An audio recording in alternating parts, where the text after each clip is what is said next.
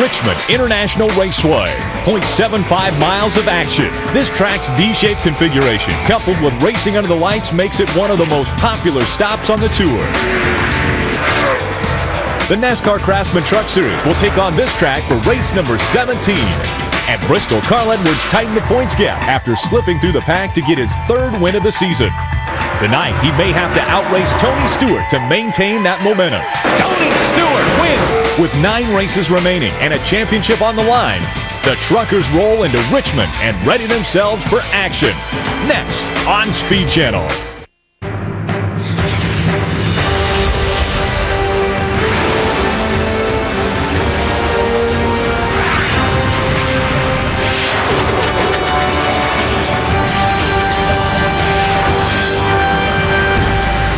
Action-packed field takes on the action track, Richmond International Raceway.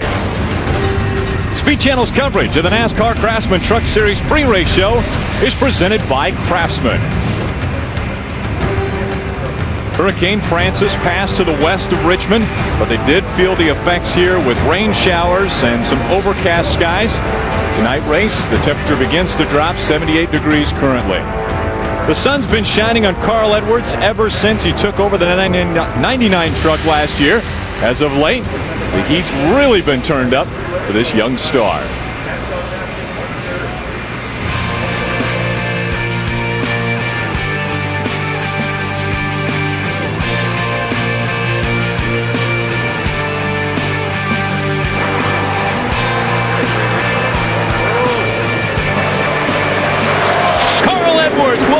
The O'Reilly 200 at Bristol Motor Speedway. We won at Bristol! We won at Bristol! Yeah!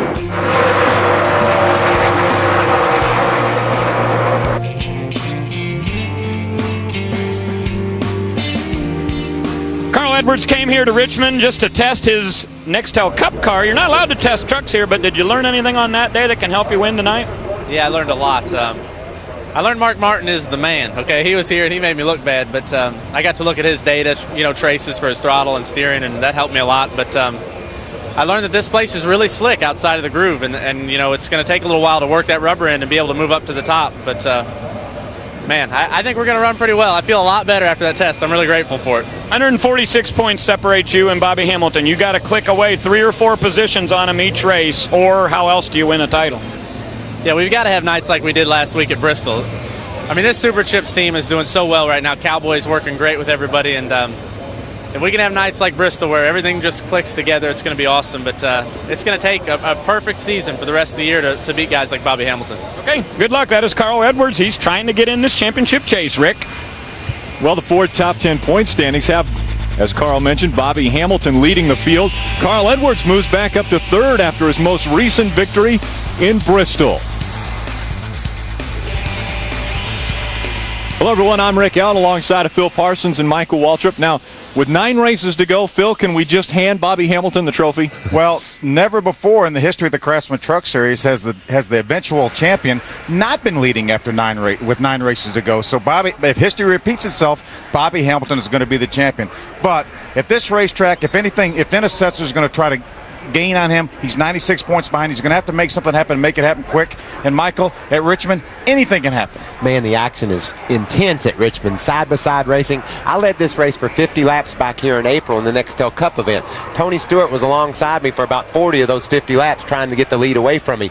That's the kind of racing you see here at Richmond. Last week at Bristol, you get tired of following a guy, you run into him, knock him out of the way, and go. Here at Richmond, there's options. You can drive up on the outside of a guy, you can get to the bottom, maybe get under him, and do some really good racing. I can't wait for tonight. Well, we mentioned back at IRP that was possibly the best field that the NASCAR Craftsman Truck Series has ever fielded, but I think that has changed tonight. I think tonight you're going to see one of the best fields ever in the NASCAR Craftsman Truck Series. It is a race under the lights tonight, and coming out under those lights will also be the stars of the NASCAR Craftsman Truck Series.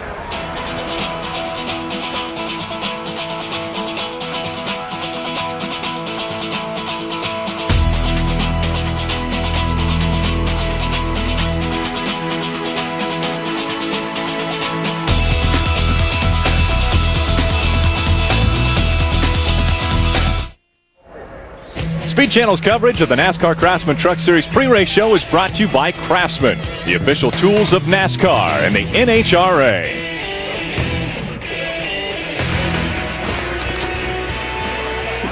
NASCAR Nextel Cup star Tony Stewart has dominated the last 2 truck races at the action track here in Richmond. Tonight he looks for a three-peat as he drives the 47 Axiom Chevrolet with a special guest riding on his hood. Country star Sarah Evans is going to be on your truck tonight. Tell us, you've had some pretty good luck at the truck races at Richmond. You're 2 for 2.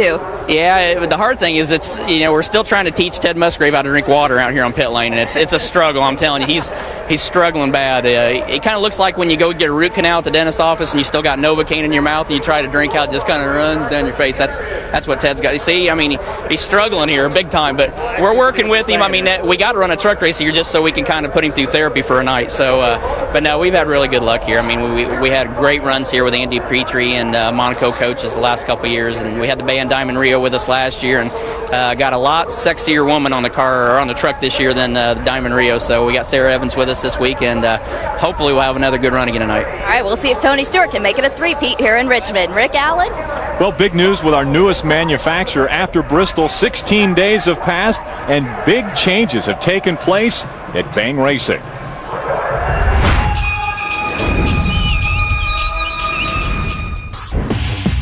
When Toyota announced their team configurations for 2004, it was obvious that Bang Racing would be a contender, with 2 former champions, Travis Kvapil and Mike Skinner, being led by former Nextel winning crew chief Larry McReynolds. The team has shown great promise, and the record books will forever say that Kvapil scored Toyota's first major NASCAR victory at Michigan. Still, McReynolds left the team in early July, and starting this weekend, Kvapil and Skinner are no longer teammates. Skinner will finish out the season in a truck fielded by Bill Davis, and Bang Racing will continue with Tundras for the remainder of this year, but all ties to Toyota will be severed at season's end. Definitely a little bit weird what's been going on here with the whole Bang situation, but Mike, I guess you got to turn your focus back to racing, and I know Richmond's a good one for you. You dominated here in '96. What about your truck tonight?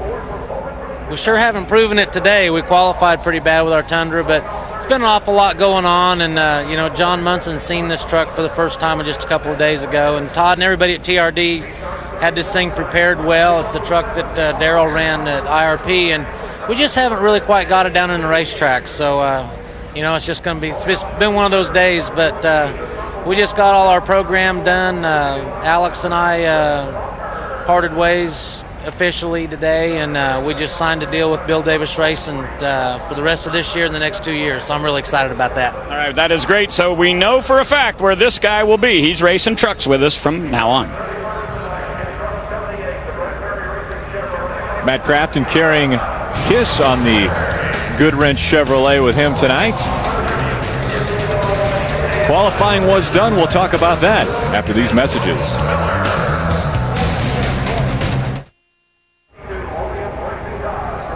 Welcome to the NASCAR Craftsman Truck Series 200 on Speed Channel. Let's go trackside with Ray Dunlap and Jack Sprague. Well, thank you, Rick, our 98 and 01 winner.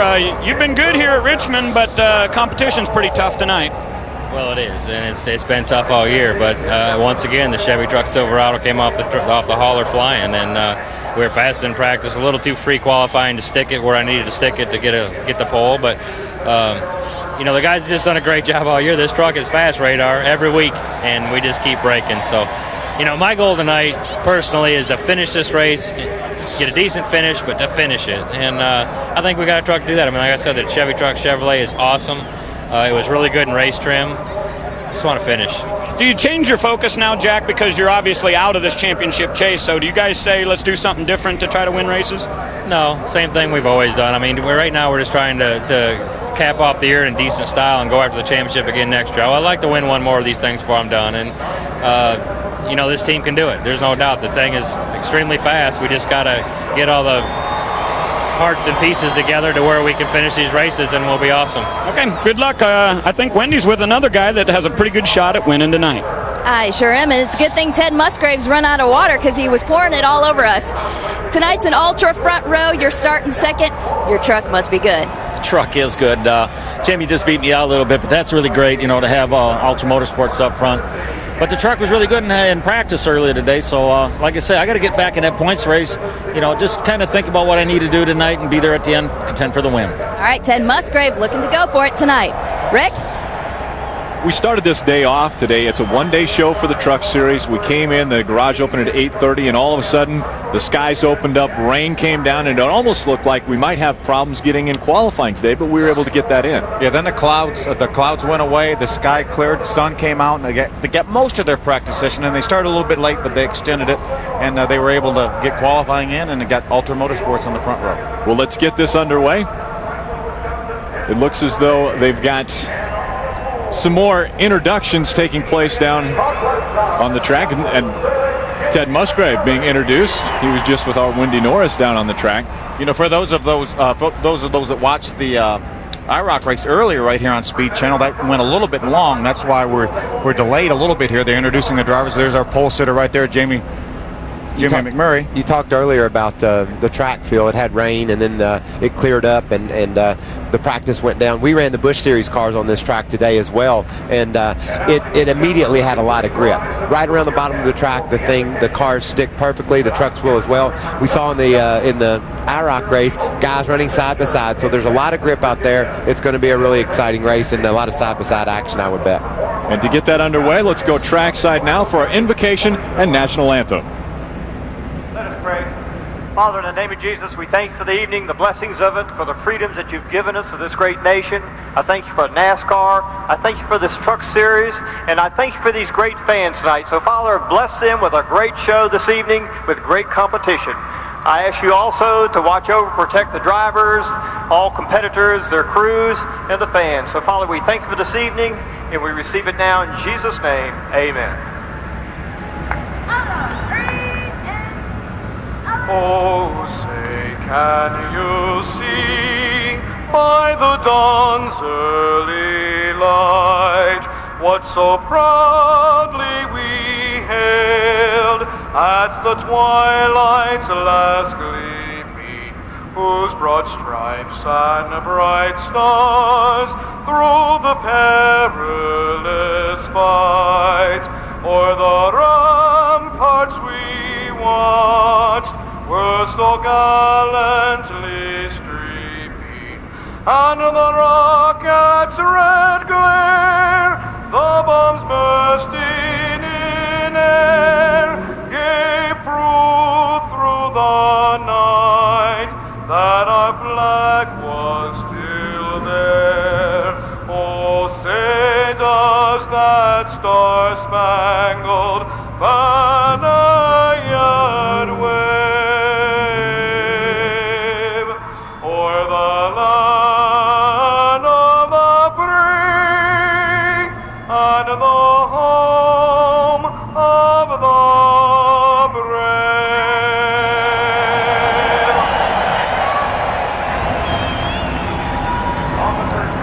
A great crowd on hand, and those of you wondering, that was Jamie McMurray that you saw introduced in the Team ASE CarQuest Dodge uniform going across the stage.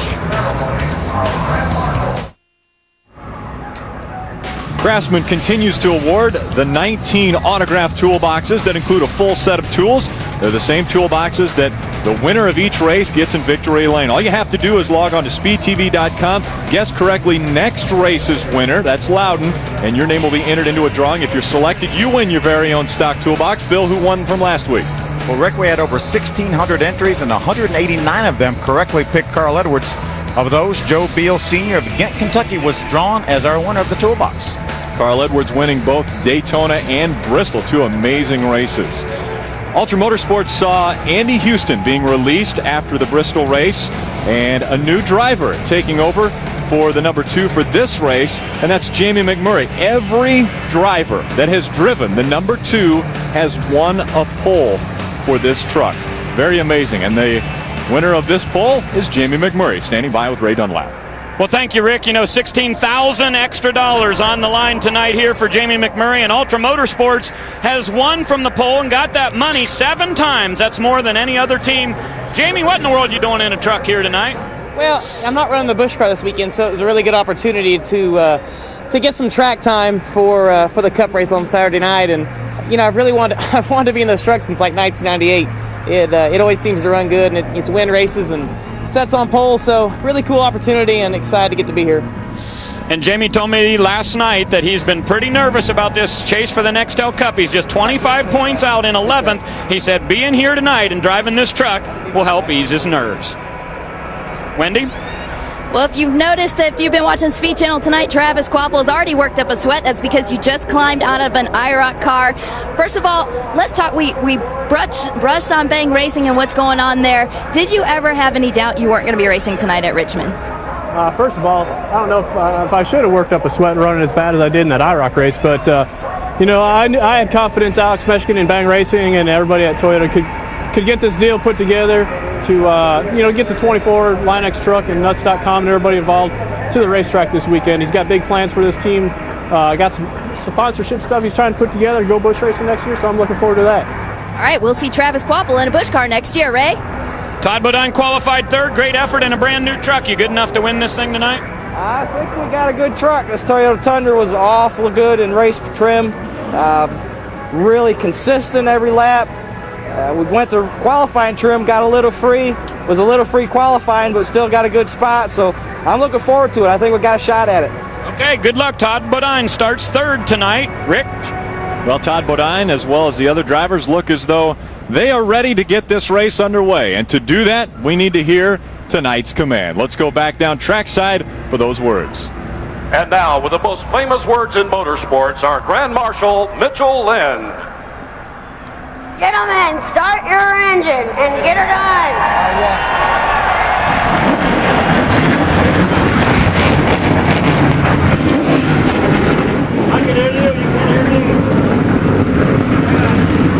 I'm pretty sure he finished that up with, and get it on. That's right. And I think everybody's ready for the Truck Series to get it on at Richmond International Raceway.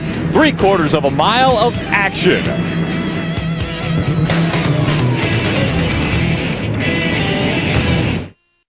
As you know, I'm expecting a baby soon and can't make the race, but I wanted you and all the race fans to know what an honor it is to be on the hood of this Silverado. We'll be watching tonight, and I hope you take it to victory lane. I'm also sticking a copy of my CD in the truck for good luck. Special thanks to the fans, Speed Channel, Tony, and Chevy Silverado. And that was country music star Sarah Evans. She's expecting their third child this month.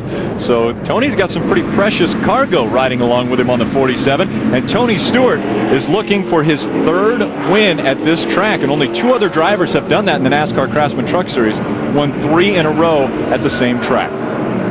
Tony Stewart will have to do that from back in the field a little ways. Let's take a look at the U.S. Army starting grid. Jamie McMurray and Ted Musgrave, Ultra Motorsports, making up row number 1. Todd Bodine makes his 8th career Craftsman Truck Series start. Will be here the rest of the year in this Jermaine Arnold Toyota. David Rudeman starts 4th on the outside of row 2. That truck was 23rd or 4th in practice, then shot her all the way up to 4th for qualifying, Phil. There's our most recent winner inside of row number 5, Carl Edwards in the Super Chips Ford. Tony Stewart driving Sarah Evans' Suds in the Bucket truck. Bill Lester in that number 22 has Hire a Hero as a sponsor on there, and I'll talk a little bit more about that later. Inside row number 7, Shane Mills. Such a great run at Bristol, a second place finish of the year. And then we saw Ken Schrader start from the pole at Bristol and immediately lose his power steering. Fought back for a top 10 finish. Let's hope he has a better night tonight with that steering.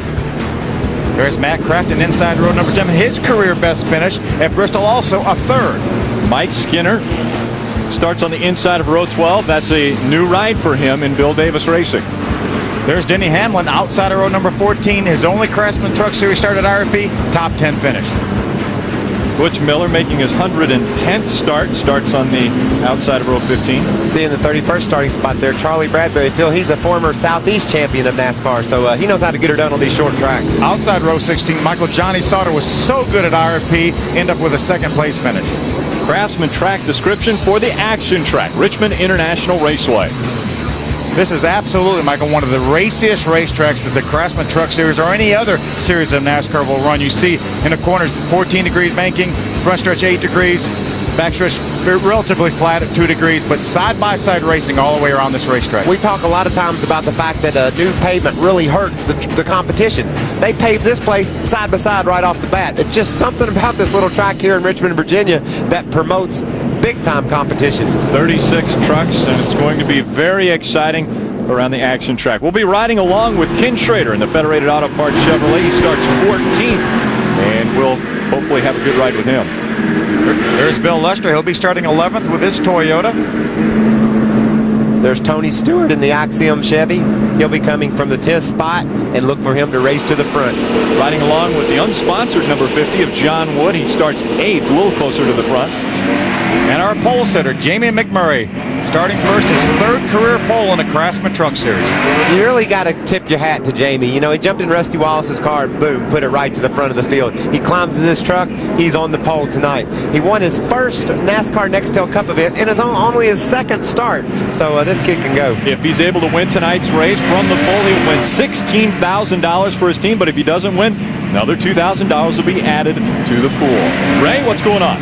Hey, Rick, in our last 3 races, we've run 556 laps. How many laps has Bobby Hamilton led of those 556? Just 17. He needs to get his truck up to the front. He starts deep in the field tonight. But how about Dennis Setzer? How many laps has he led of those 556? 0. If Dennis Setzer is going to win this championship and challenge Bobby Hamilton, he's got to lead some laps. And right now with 9 laps or 9 races to go, you've got to start thinking about championships. Well, you really do. As we talked on the open of the show, nobody, in all 9 years, the guy leading with 9 races to go and end up winning the championship. Leading us to the flag, Jamie McMurray takes the green flag, and we're underway at Richmond. Good start by McMurray. He was able to get a bit of a gap on Musgrave, but Ted drives hard into turn 1 on the outside. Ted would love to get this lead here, love to get the 5 points already put to bed here. Look, 3 wide. Right behind this group right here. 3 wide, trying to fan it down into 2 wide as they go through 3 and 4 and back out to the front stretch. And Ted Musgrave does lead the first lap, and so 5 bonus points for him. That's what you got to love about this track field. You saw Ted Musgrave. He was a little bit behind when he got to turn 1. He just drove it on down in the corner, made the pass on the outside. On a short track, you don't see that very often. So many racetracks, even high-speed racetracks, you cannot drive in, especially early in the race on the outside, and expect to stay anywhere close to the guy on the inside. Here you can take the lead. The 09 truck, that's a new 63 Wimmer. Chris Wimmer smoking, bringing out caution number 1 early on in this one. That's lap number 2 when our first caution comes out. And a very short day for Wimmer. Thing blew up, didn't it, Phil? Sure did. And this is one of the most competitive fields we've ever had. We had 46 trucks here, and for just to qualify for the show was a tremendous accomplishment. Chris was able to do that. He's climbing out. Looks like it's a little hot in there. Crowd letting him know that they're happy to see that he's out of the 63 and okay. We'll be back with more racing action from the action track, Richmond International Raceway.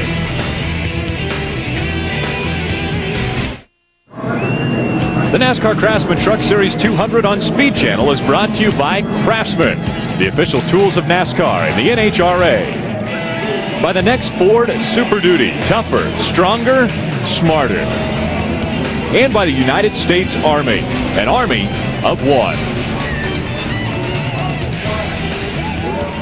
And take a look at our points leader, the Square D Dodge of Bobby Hamilton, coming in to make repairs on that truck. Rick, we said at the top of the show, anything can happen. Ray, what's going on down there? Well, Phil, they've got damage on the right front. They're not too worried about that. The biggest problem is the rear of this truck has pushed up the bed liner, so they've got to get that pulled down so the air will get on the spoiler. The right corner is torn up a little bit on this truck. He's driving Slim Shady, the one that he's run most of the year here, but they know they're going to have to get that piece of the bed liner down there so he can get some air on that spoiler.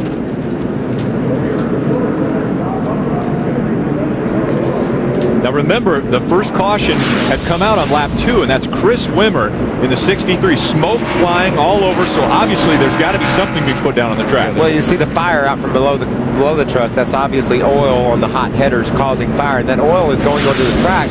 And we're assuming that Bobby Hamilton hit some of that oil and slid into the outside wall and damaged that truck. Yeah, that oil was definitely in the groove right in turns 3 and 4. So more than likely, Bobby got in that oil and slid into the outside wall, made some pretty hard contact with the outside wall. It's going to necessitate a lot of repairs to that Ford truck. Well, you remember, Phil, at Daytona, they must have pitted that Ford truck 100 times during the course of that race, got the free pass, got back on the lead lap, and wound up getting a 12th place finish out of it. If you told them right now they were going to get 12th tonight, I bet you they would take it. In a heartbeat. Big challenges in front of our championship leader. We'll be back with more.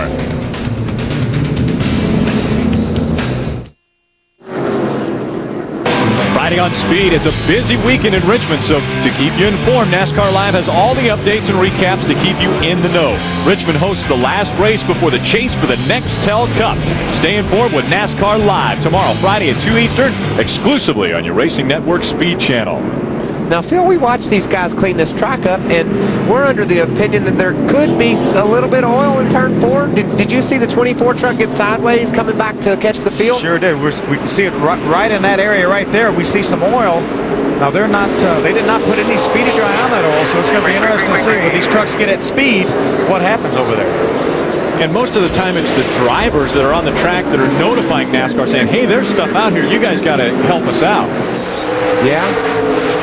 Well, I mean, it might not be anything, but it sure does look like we've got a streak of oil right there. It was obviously not water because the water doesn't catch on fire like we saw Chris Wimmer's truck. Everybody cleanly off of 4 so far, so guess we're all right. Two wide racing on the inside the 09 of Jimmy Spencer. You're talking about a cat that's happy to be out there tonight. Jimmy's Cup effort hasn't gone as well as he had hoped lately. He was so much looking forward to getting in this truck at James Finch's and getting the job done. He knew he had a great truck in practice, and he's marching up through the field. And remember, he ran this race in the 2 truck last year, his first Craftsman Truck Series race. Had a great race till he got involved in an accident. Went on, the next time he ran was Loudon, and he won that race. Always good in a truck. 09 currently being shown in the 6th position and on the move toward the front. Talked to James Finch in the garage room before the race. He said, hey, I'm here to have some fun. We've got the Miccosagi Indian Reservation, Indian Casino on the truck. He said, but we're here to have fun. We've been building this truck all year long. We wanted to get done for Bristol, didn't quite make it. Looks like David Reagan has made some contact with the outside wall. Slowing down, looks as though he's going to try to bring that down pit road. David Reagan, our youngest driver on the track at 18. Won't turn it off. And that's not a good sign. Not at all. He needs to get that thing to pit road, which he's doing right now. There's a good reason that front end won't turn when he gets down the corner. You see the damage to the right side of that truck. What happened to this shot coming off turn number 2 here? See David get real wide.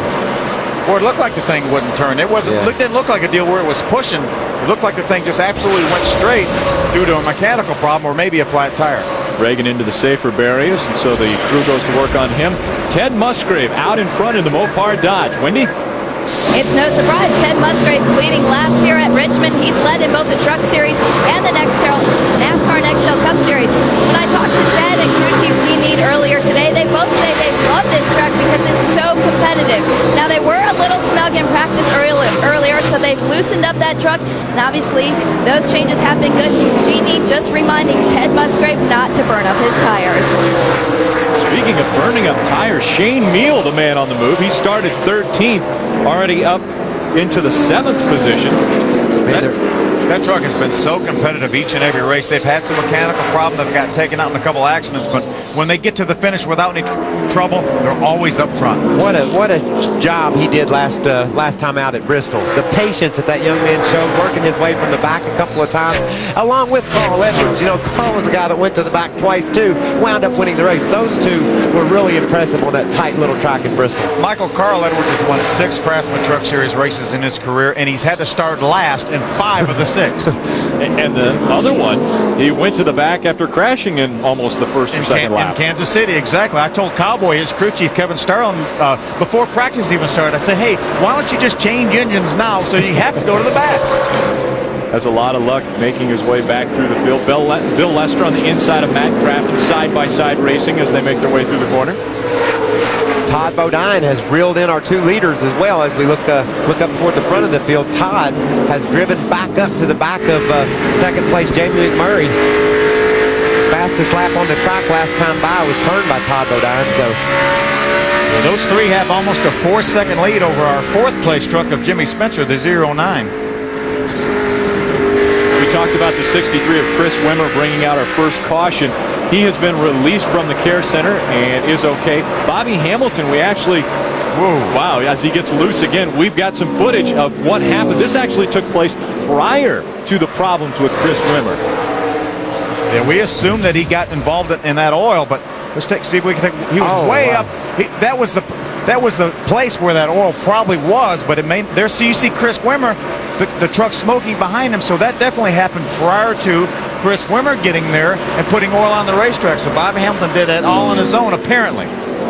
Well, we say all on his own. We're not sure if he had any help from behind, but it wasn't from oil from Chris Wimmer. Exactly. That's for sure. So a lot of work in store for the Square D Dodge team of Bobby Hamilton.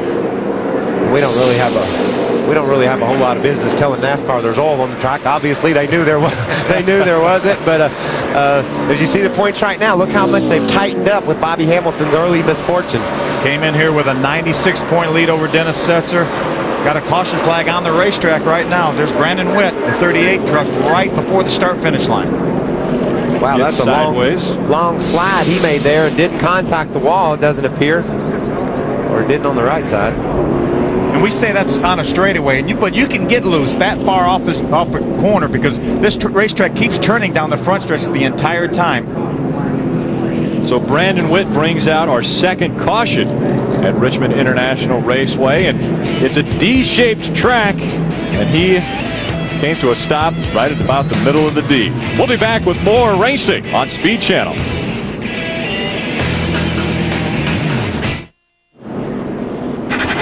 Tomorrow live at 11 p.m. on Speed Channel, Steve Burns and his cast of characters, which generally includes me, host Trackside Live from Richmond International Raceway, presented by Gladiator Garage Works. Tomorrow's guests include Ward Burton, Bobby Hamilton Jr., and the rumors are flying around that possibly Kiss, Gene Simmons and Paul Stanley and those cats are going to show up as well. So be sure to tune in at 11 p.m. tomorrow night and check out this show. I'd like to see those cats, wouldn't you? Definitely. Do you think that I could see if they would see if my shebang thing could gain any legs if they did a shebang, sheboom? I don't think it's going there. Ray, save us, Ray. Hey, man, I've been to KISS 17 times, Mike, so I'm the official KISS historian if you need to know any more. But the green is coming back out. Here we go racing. 29 of Deborah Renshaw gets the free pass after this last caution.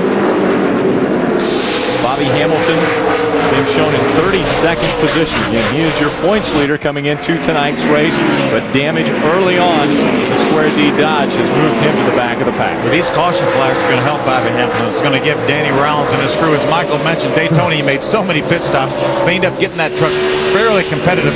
They need a lot of work done to this truck right here to get him back in any kind of contention.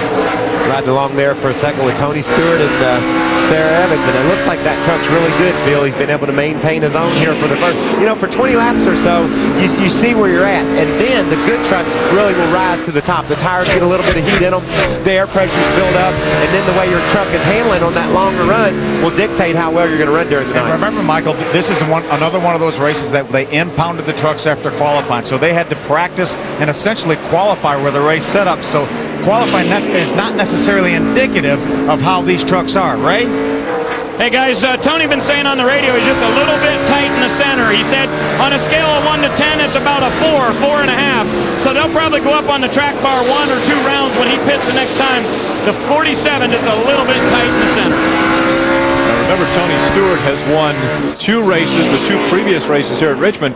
But both of those races, he started back at 25th was his best starting position. So starting 10th was pretty good. Problems with the 75 Spears Manufacturing David Starr. Looks like the right front bad.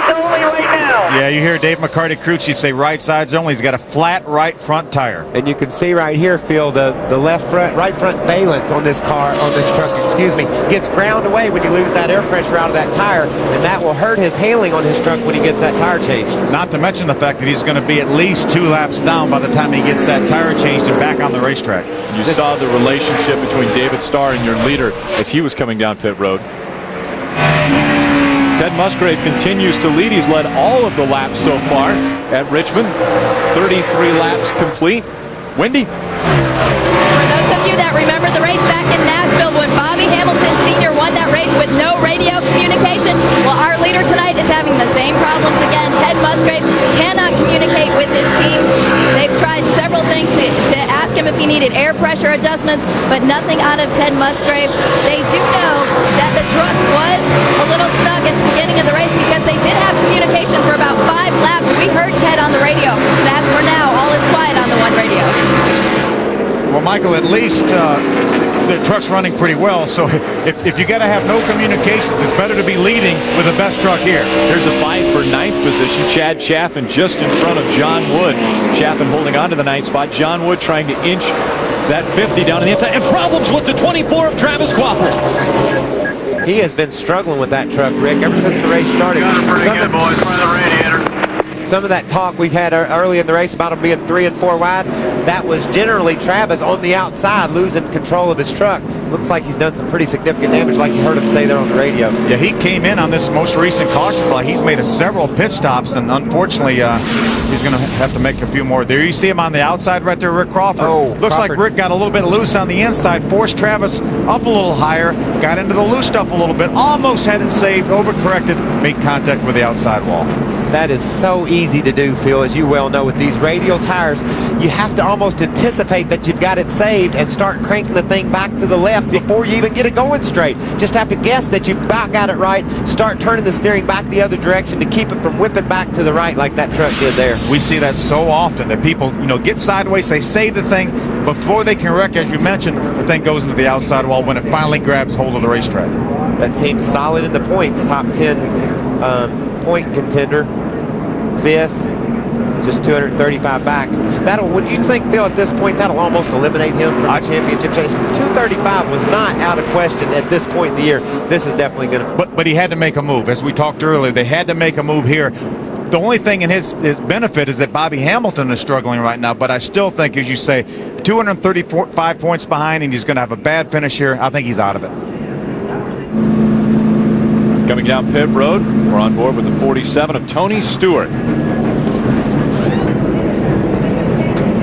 Looks as though they're going to change the right sides. Ray, did he ask for an adjustment on that truck, or is he see him going to the right rear track bar? Well, that's what they did, Michael. They made the adjustment there on the track bar to try to get him loosened up in the center just a little bit. Like I said, he was about a 6 as far as tight goes.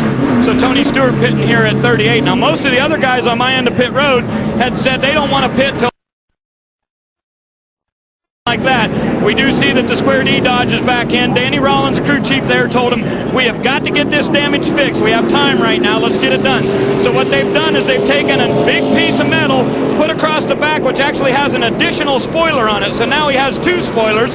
You see they've taped that all up with duct tape, and they're pulling that rear fender out. So it looks like the thing is just a little bit better now that he's got all that spoiler to hang in the air. Wow, they've done a nice job getting that spoiler hiked up there. They also did a nice job on the right front fender, Phil. Got it pulled out. That was Bobby Hamilton. This is a look at Travis Quapple. That's Hamilton. That's Bobby Hamilton there. Hamilton, as he got loose off turn 4. We don't know if somebody hit the back of the point leader or if the thing just snapped out from underneath of him, but and so that's our points leader working on his truck, trying to get it a little bit better.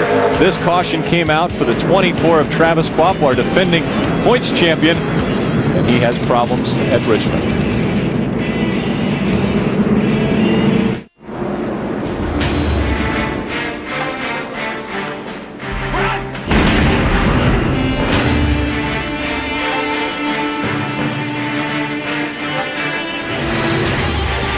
The slowest one off the blocks. What do you think that means?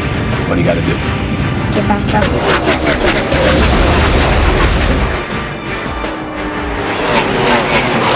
Just stay out of his way.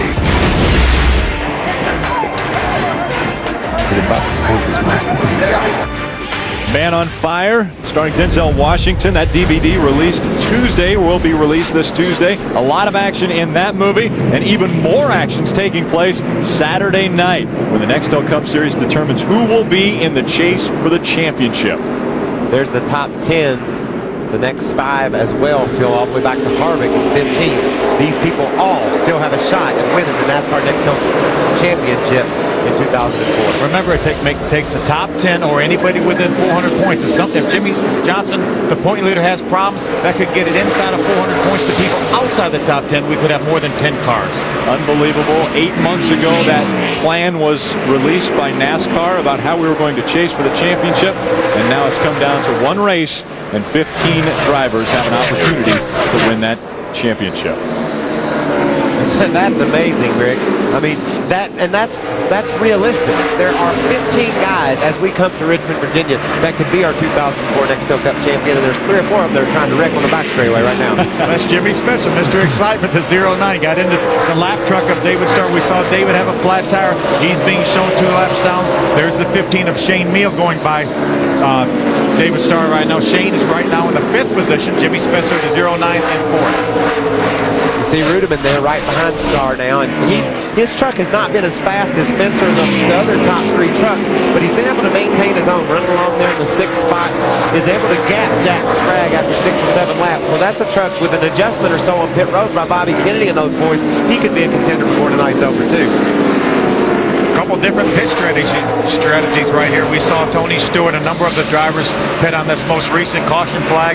Randy Goss told Rick, you and I before the race, he said, I'd like to pit around lap 30 to 40 and then to get around lap 100 and say, I'm done. Yeah, that's some good strategy, I think. It gives you some options now. You know, you can stay out if there's a caution at lap 50, gain some track position, then maybe make your last pit stop from the front instead of being 6th or 7th in line. So I really like that call right there. And remember, Tony's won this race 2 years in a row, so they know a little bit about how to call this race. Randy Goss was hoping that after lap 100 they would be done with pit stops. One gentleman who's not happy about being done early is Travis Kvapil, standing by with Wendy Norris. A short-lived night for Travis Kvapil. Travis, on lap 8, you were complaining that the wheel was shaking out of your hand, and then you came in and took tires. Still no grip on your truck. Yeah, we were really tight, and we made some big adjustments right there. Put a spring rubber or 2 in the right rear, took some track bar up. We were able to, I kind of found something on the outside line there, and I was making some passes on a couple of guys, and I think the 14 just was probably loose up underneath me and got me up the racetrack, and just kind of got up in the loose stuff, and I couldn't gather it back up. So, tough night for these guys. It's not what we needed. That's right. Travis Kvapil had moved up to 5th in the points. Tonight he takes a big hit. Kvapil was sitting 23rd before that accident. Travis also explained exactly what did happen in that accident. Rick just got loose up under him, and in an attempt to save his truck, he bumped into Travis and sent Travis into the wall. Now, the IROC race just before this one, does that affect the track condition from when they qualified earlier? No, you know, a lot of things are different now, Rick, from when they qualified. There's been a Busch qualifying session. It was daylight then. It's dark now. You're trying to band-aid your car just enough to get it, or truck just enough to get it qualified with your race set up in it. So by the time night falls and the track pulls off, it's a whole different set of circumstances. We saw the 62 right there of Steve Park shoot up the racetrack, lost a couple of positions. Steve's being shown he was in the 10th position, but he's still hung on the outside. There's Kent Schrader, the Federated Auto Parts, number 52, on his inside. Steve's going to move back a few spots. He's currently running 13th right now. That's a battle for 13th with Tony Stewart. Tony Stewart, again, carrying Sarah Evans on the hood of the Chevy Silverado. He was the only truck that was in the top 12 that pitted this last time. And already back to the 13th position right now. So I'm telling you, that strategy's working, Michael. Yeah, I think so as well. Some of the other trucks that went to the back, the 63, the 78, the 67, and 29 all started from the back after making either engine changes or adjustments to their truck before the start of this race. There's a good shot at Kent Schrader right there. You know, he's got to be having a whole lot more fun than he did at Bristol because he probably has power steering here. Yeah, but he's getting passed by Tony Stewart. Those guys have raced all over this country in every different kind of imaginable racing car or truck you could.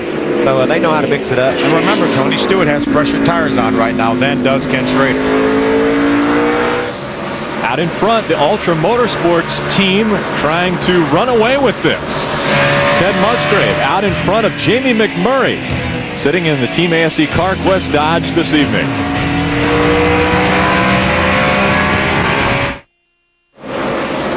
Welcome back to the NASCAR Craftsman Truck Series 200 on Speed Channel. Ted Musgrave continuing to lead. He's led all 62 laps that we've run here of the 200 expected to be run. Joining us in the booth, Brendan Gaughan, who used to pilot the number 62 Dodge that now Steve Park is in.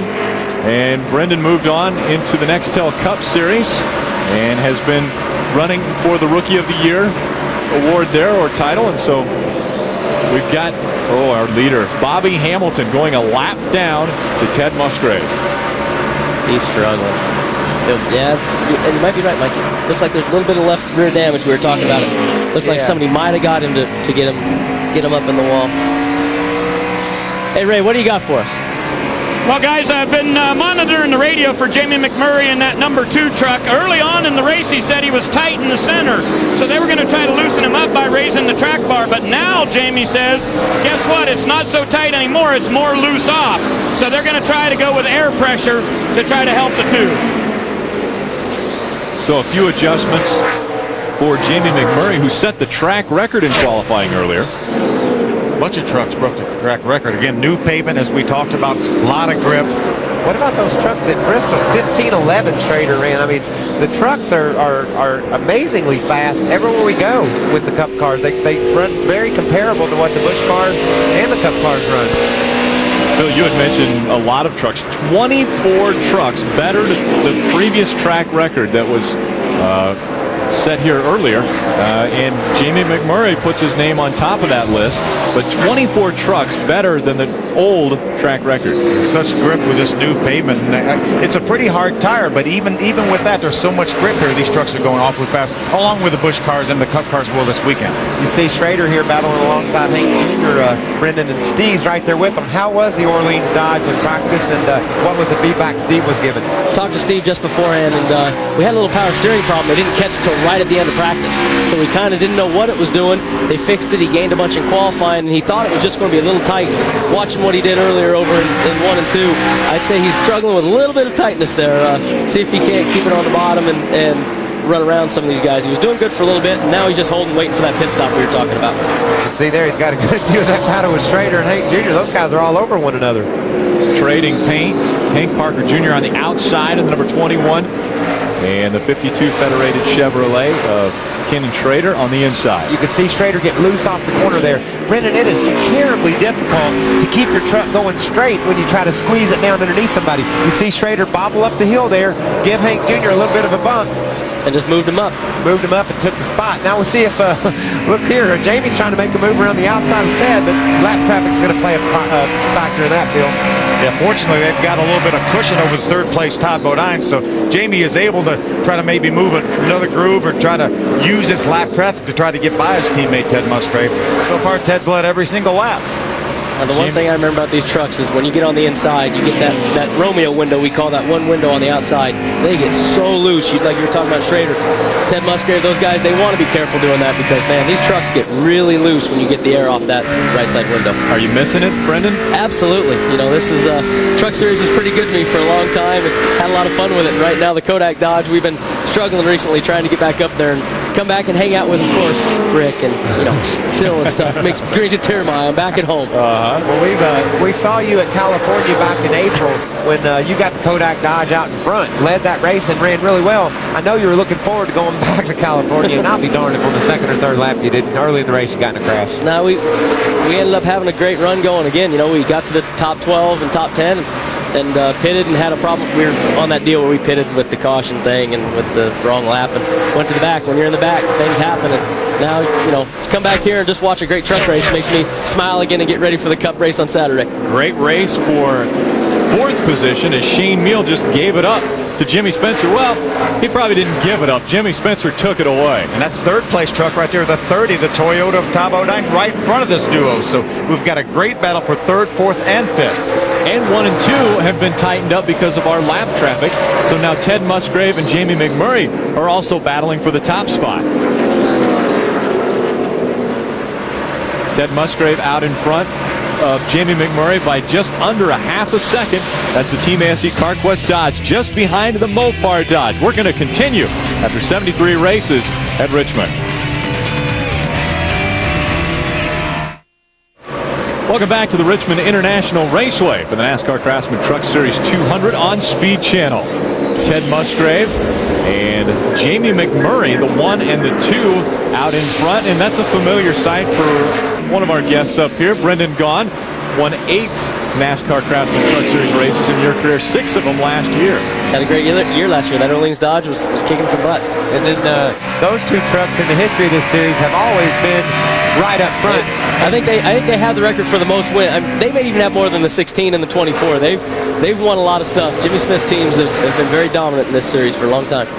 You know, your crew chief for all your 8 Truck Series wins was Shane Wilson. Well, the problem was for Steve Park, you stole Shane Wilson and took him with you to the Kodak team. We left him with a Wilson. We got Charlie Wilson. Yeah. Charlie, my Winston West crew chief, is doing a heck of a job too. Him and Steve Hibbard, you know, they work great together, and that's been a really key component to. You look at the last 9 races for us, we've had something like 6 top 10s and 5 top 5s, and had a lot of really good runs the last 10 races or so. So the Orleans team's really doing well. Our Winston West team's not doing bad either. Finished second last Monday night in Salt Lake City. So Scott Lynch doing good work, turning things around with the Orleans and our Dodges. And there it is. Got a little bit of debris on the track. Right there. We'll see if NASCAR decides they need to throw a caution for that. As of now, they have not thrown the caution. That's in kind of high in turn number 2. Well, who's the lucky dog? Who's the guy screaming on the radio right now? Yeah, that would be Tracy Hines right now is hollering that there's debris on the racetrack and we need a caution flag really, really bad. You both had mentioned the 1 and the 2 and the success that they've had. Jamie McMurray claimed the 42nd pole for Ultra Motorsports today, and as we had mentioned, every driver of the number 2 has a pole. And the caution does come out. We believe it's for that debris in turn 2. Yeah, Tracy, we're being shown right now, Tracy Hines, the first truck 1 lap down. He will be get the free pass. Now this works out perfectly for those guys that wanted to run to about lap 100 and pit for tires and be done with it. They'll come in right now. And now, will Tony and those drivers, will they stay out and try to catch one at 110 or 120, or will they come in now? Oh, that's a great question. That's a good question. And you know what we see here with some of these lap times, Carl Edwards, Mike Skinner, some guys that hadn't pitted yet were running the fastest laps on the track along with Musgrave and McMurray. So it didn't seem like, while Tony was able to make some moves up through the field, it didn't seem to be a huge advantage to have those fresher tires. So it'll be interesting to see if maybe they amend their strategy. Look who went 2 laps down. Yeah. Our leader, Ted Musgrave, leads his teammate, Jamie McMurray, down pit road. Wendy? Ted Musgrave is in for 4 tires and only an air pressure adjustment for Ted. Of course, we mentioned at the top of the show, a tire starts rolling away. Ronnie Hornaday 3 catches it as they come around to the left side. They have no radio communication with Ted Musgrave, so only air pressure adjustment on the 1 truck. Good stop for them. Let's go to Ray Dunlap. Scuff tires will go on the ASE Dodge for Jamie McMurray, but 1 tire gets away, rolls out, but they'll get that back. These guys go to work. Scott Crispin's on the front, Kyle Lewis on the rears. They got that tire back. Jamie McMurray will go down 2 rounds on the wedge wrench, and he will leave the pit road in 3rd position.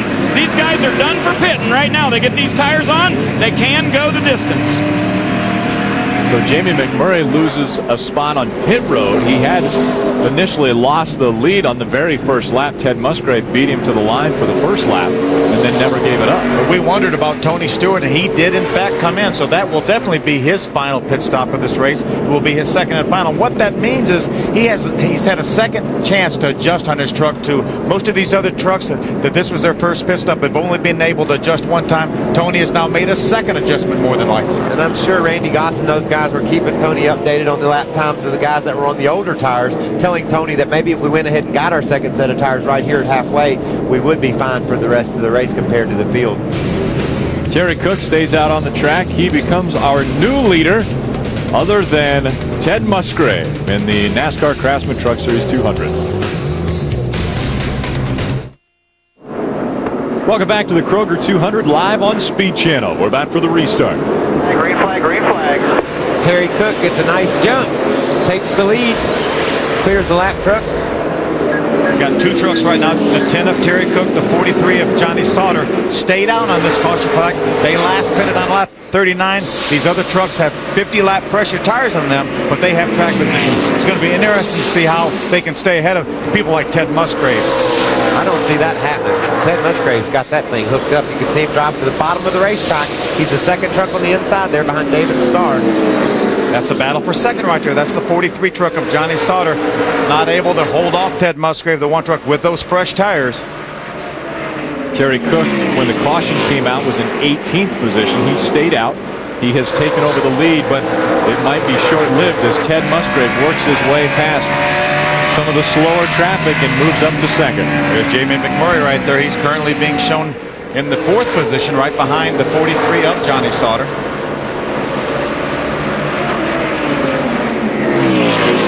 Side-by-side racing. Ted Musgrave working his way around David Starr.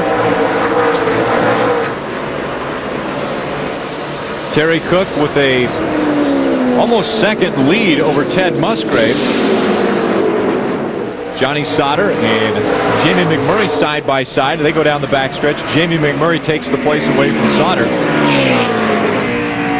Remember, Jamie McMurray also has fresh tires. Johnny Sauter does not. He has 50 laps on his tires right now. Here goes Shane Meal, the 15 truck. That's for the 4th position right there. You see Johnny Benson in the pits.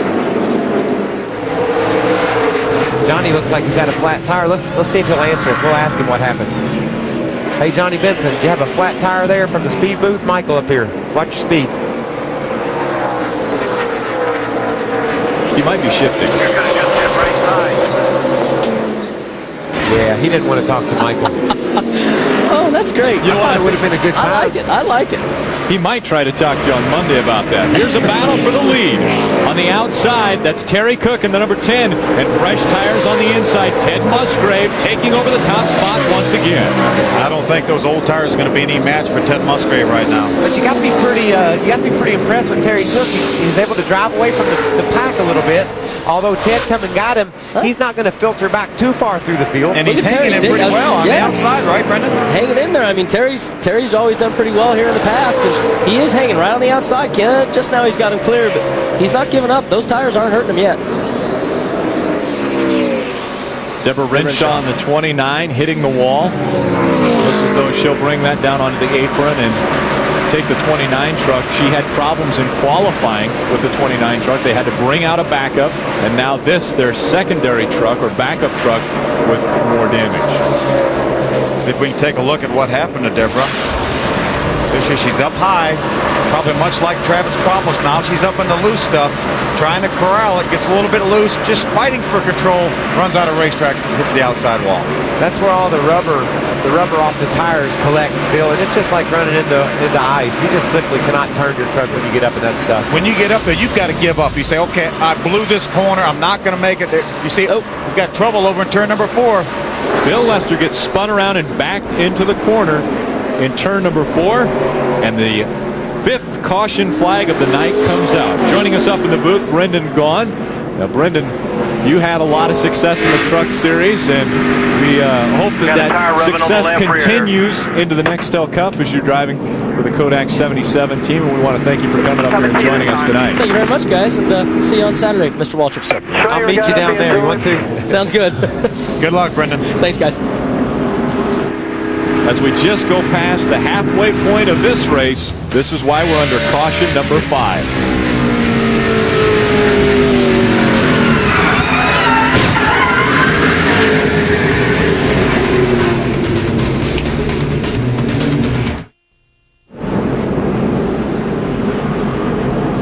Caution 5 out at the action track, Richmond International Raceway. Ted Musgrave has made it back up to the front. This is why we're under caution.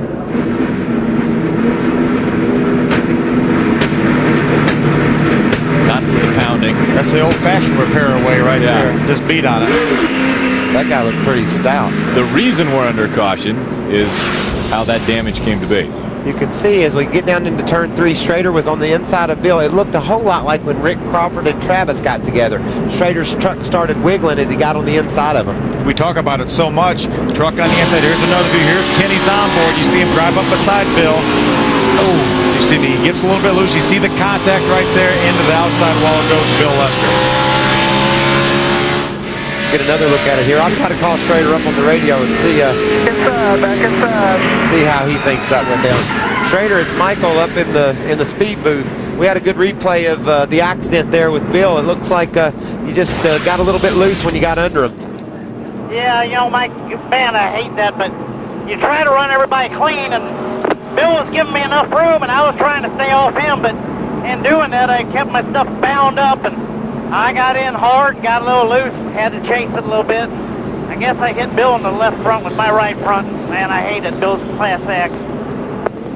That's cool. I know we saw Rick Crawford do the same thing to Travis Wapple. You know, you get down underneath the guy, and it's just really hard to hold your ground. Looks like you got a little bit of right front fender damage there on your truck. If it doesn't handle right during this run, you might ought to get the boys to pull on it a little bit. Got a close up of it right now, and it doesn't look that bad though. Yeah, I just hate to give up track position here, so we'll see what happens here, Mike. All right, go get them. We'll check in with you later. Ray? Hey, Rick, right before the commercial break, Terry Cook, of course, was our leader in that Power Stroke diesel Ford. He came to pit road at lap 101. They put on 4 tires here and up 2 rounds on the track bar. Now, guys, the difference in tires here is only going to be 18 or 19 laps difference from what the other guys pitted. I don't know if that'll be an advantage or not, but he restarts deep in the field. Ted Musgrave back out in front, and right behind him, teammate Jamie McMurray in the number 2. Those two have marched away from everyone all night, and they're lined up in a position to do it again, Phil. Yeah, there's the 75 truck. Laps down right now. There's Shane Meal, the 15 truck. 3rd position right now, able to get by the 75. That's as close as he's been to these 2 leaders this entire race. Plus, every time you pit, you know, that changes things a little bit. Ted and Jamie probably like their trucks, and they're saying don't touch them. While Shane, Tony Stewart, some of the other guys are saying I'm pushing or I'm loose, let's make an adjustment. Sometimes that can make a big difference. Just a pound of air out of one of your tires can make all the difference in the way that truck will drive for you. In previous races, Shane Meal has been a little bit upset with the work of his pit crew. This time his pit crew gets him back out, and now he's in 3rd position. He came in about in 5th or 6th and was able to get back out in 3rd, and so Shane Meal's got to be happy with the production of his crew. Yeah, he pitted on lap 88, so I think he's done pitting. So I think it's going to be all up to Shane and what he can do with that 15 truck of Billy Ballou right there. Rick Crawford having problems, didn't qualify well, had to take the 1st or 2nd provisional ever of his career in the NASCAR Craftsman Truck Series, and the problems continue as he comes down pit road. It's like he must think he's got a flat tire. Ooh, got to crash over in turn 2. That's the way to Butch Miller. He's been running so well, Bill. He was up into the top 15 earlier.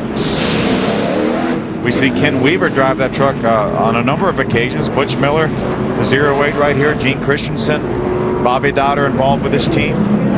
Had a good run going. And so at lap 110, our 6th caution comes out at Richmond.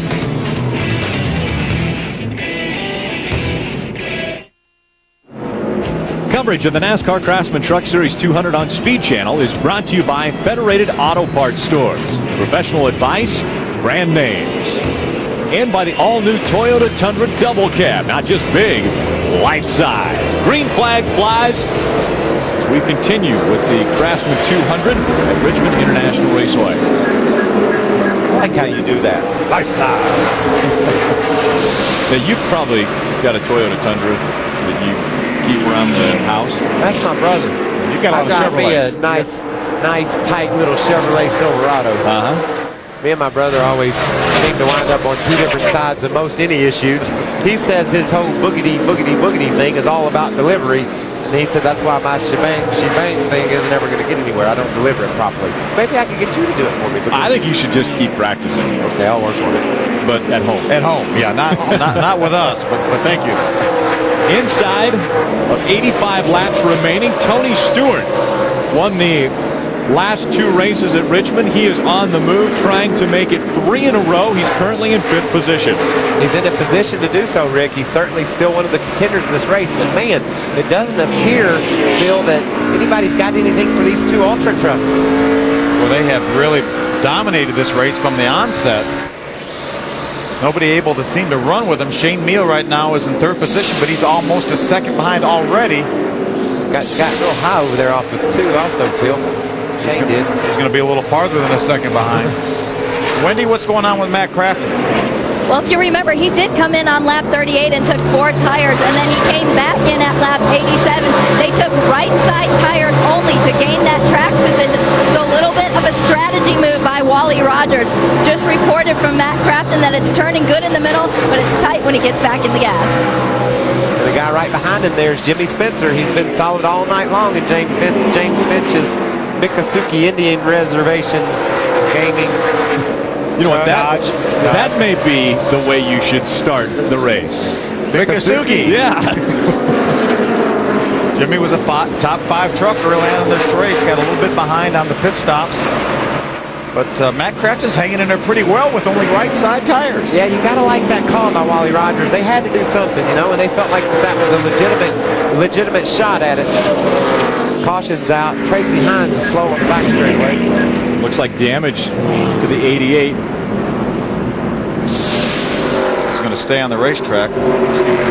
Looks like he flat-sided it a little bit at some point. Whether that was now or not, I don't know. Might have looked a whole lot like what Deborah Renshaw did, Phil. Got up in those marbles, the loose rubber from the tires, and just slid into the outside wall. That's the danger of running right outside against the wall on the high side. That's why everybody kind of likes to hug the bottom. And you're actually one that likes to ride on the high side of the track. We'll be back with more action on Speed Channel.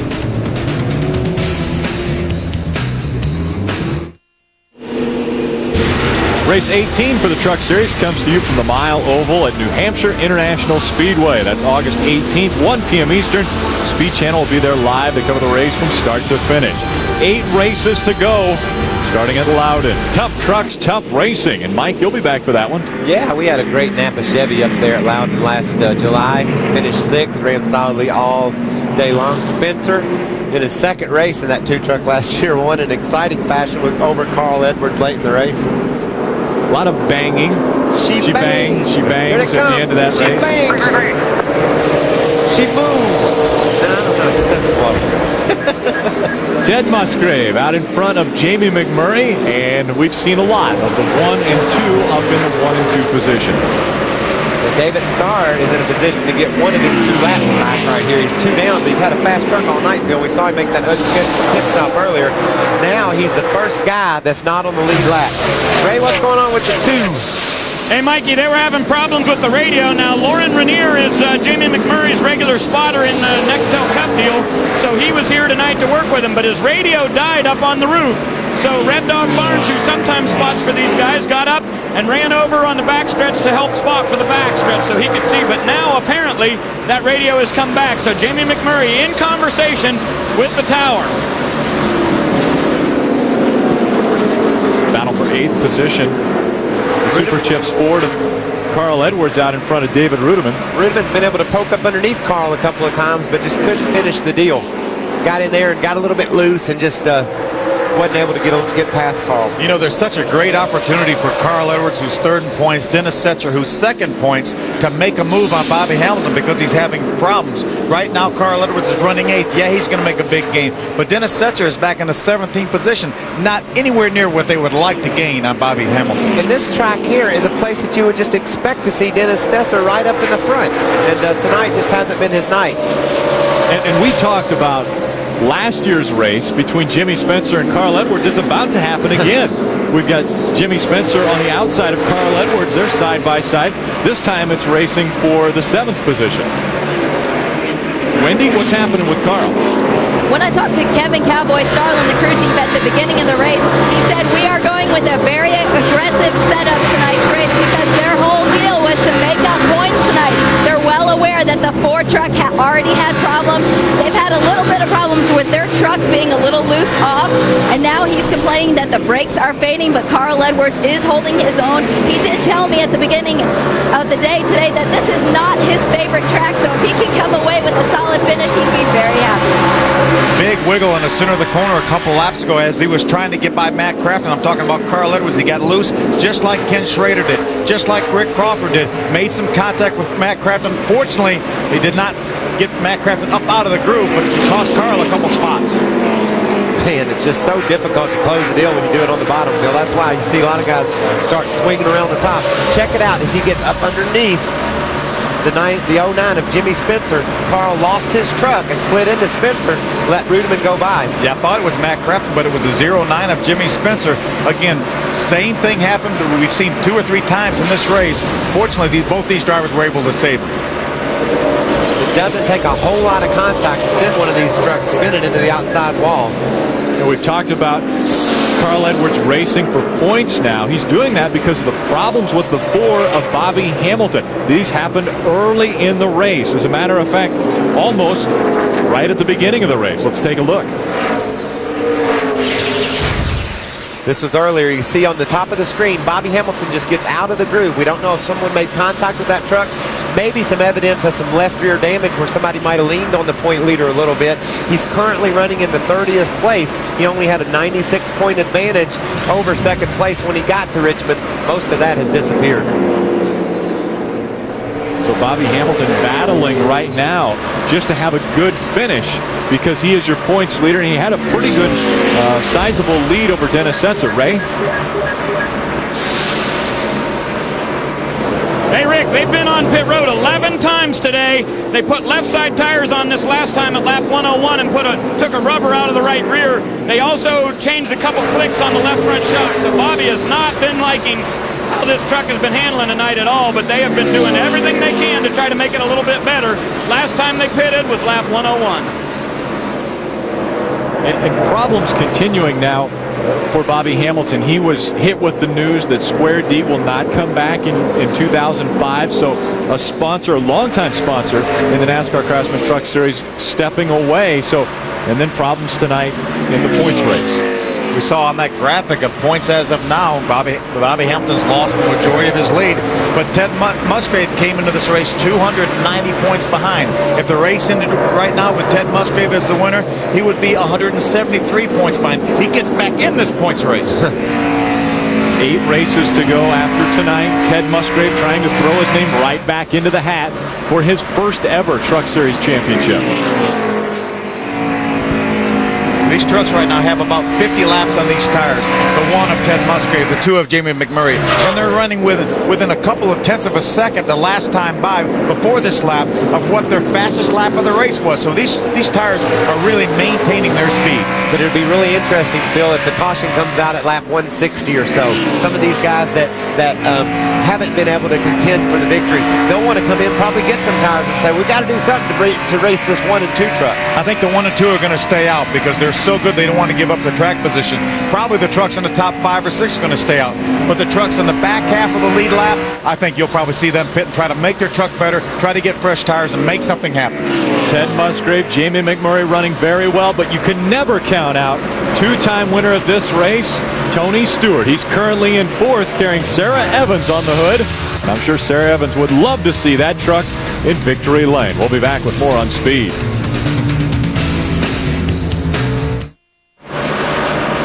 Ultra Motorsports continues to dominate the Kroger 200 on Speed Channel. Ted Musgrave, one of 2 leaders of this race. Terry Cook, the other, and he was able to do that because he didn't pit when Ted Musgrave came in. So he took the top spot away, but Ted Musgrave has grabbed it right back. Rick, don't look now, but the 47 truck of Tony Stewart has been the fastest truck the last 3 laps in a row. He's coming. And there's somewhat his teammate, the 46 of Dennis Setzer, currently 2nd in the points in the Axiom Chevrolet. Dennis has fought his way up to 14th, Wendy. Dennis has been in and out of the pits 3 times tonight, actually on lap 38 and on lap 87 he came in and got sticker tires. He hated this set so much they came back in on lap 102 and put scuffs on from the practice earlier today. Those tires have about 28 laps on them and they are very happy with this set of tires. They are also well aware of the 4 truck having problems. They're just trying to have a smooth finish for tonight and gain some points. Race for the lead. Chase Montgomery right in the middle of Ted Musgrave and the 2 of Jamie McMurray. McMurray trying to go on the inside of Chase Montgomery. Ted Musgrave would love to get a truck in between he and Jamie McMurray, but we haven't seen that this entire race. He hasn't accomplished that all night long. Jamie has shadowed that truck ever since they threw the green flag. And like you said, Phil, the field is tightening up. Tony Stewart, again, the fastest truck the last time by over a tenth. Let's take a look at the speeds as they go across the start-finish line. Ted Musgrave, Jamie McMurray, 1 and 2. Shane Meal currently in 3rd position. And Tony Stewart in 4th. And now there's going to be a battle for 3rd right now as Shane Meal and Tony Stewart get into a little bit of a ruckus. The two Chevys are coming to attack the two Dodges. Got a manufacturer's battle right here. As you mentioned, 2 Dodges up front, 2 Chevrolets, 3rd and 4th. Right behind him, Todd Bodine is the highest Toyota being run, and that's a team that's going to continue for the rest of this season in the Truck Series. Jermaine Arnold Motorsports. Don Arnold has a Cup car that Todd drives when he's around with the Truck Series, but the Truck Series is going to be his primary gig, driving the number 30 Toyota for Jermaine Arnold Motorsports. Tony is trying to get around Shane Meal. He tried to use the lap truck there of Chase Montgomery. Now he's going to look to the bottom of the racetrack. That's where Tony has been superior to Pierceville. He's able to go just a half a truck length lower than the other guys. Watch him as he see him right there, right next to that cone, looking down underneath Shane Meal as they exit turn 4. And he knows that we're inside of 50 laps to go here, so he needs to get by Shane Meal and try to see if he can chase down those lead Dodges of Ultra Motorsports. He probably wouldn't mind seeing a caution at this point, knowing that his truck is faster than the 2 leaders. Let him make up that ground and go at him one last time to see if he can pull off his 3rd win in succession. No trouble. Here. Dennis Setzer, 46 truck, and Ken Schrader. 2 Chevrolets getting mixed up, and also Jack Sprague being told in the 16 was somewhat involved in this as well. A lot of damage on the 52 truck of Ken Schrader. No water coming out of it, it doesn't appear, Phil. You can see where the whole front end is busted out, and the radiator sits just behind the nose. See if we can take a look at what happened here. 3 wide going down in turn number 1. That's recipe for disaster right there. The 16 and the 46 make contact. Wow. Dennis takes Ken Schrader on up to the outside wall. Jack Sprague seems to get by with very little damage, but Schrader was just an innocent victim. It looked like Jack really tried to force the issue here entering turn 1.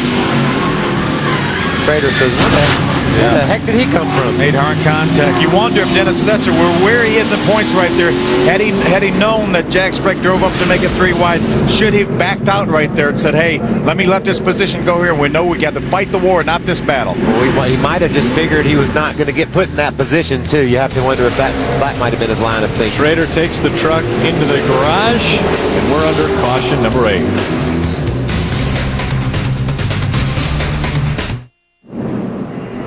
Welcome back to the Kroger 200 live on Speed Channel. Caution number 8 has come out. 3 trucks involved. On the inside, the 16 of Jack Sprague got a little bit loose, moved up the track, and everybody had to move up accordingly. While we're in break, Phil, the plot thickens a little bit. Shane Meal pulled out of that 3rd position and came to pit road to work on that car, change tires, or excuse me, that truck, as did several other lead lap trucks. But most all the front runners stayed out on pit road. Is it too late for Shane Meal to make this pit stop? Michael, I think it's too late. We just have over 40 laps to go. It's a big break for Tony Stewart, though. He was working to try to get by Shane Meal, not able to do that. Wendy? Well, Shane Meal did come in on lap 87. They decided to come back in. He was just complaining that the truck was not handling properly. Of course, tonight going over the wall for him is Kenny Wallace's Busch team, which is a first for Shane Meal. This is one of his favorite tracks, but he was having problems with the truck.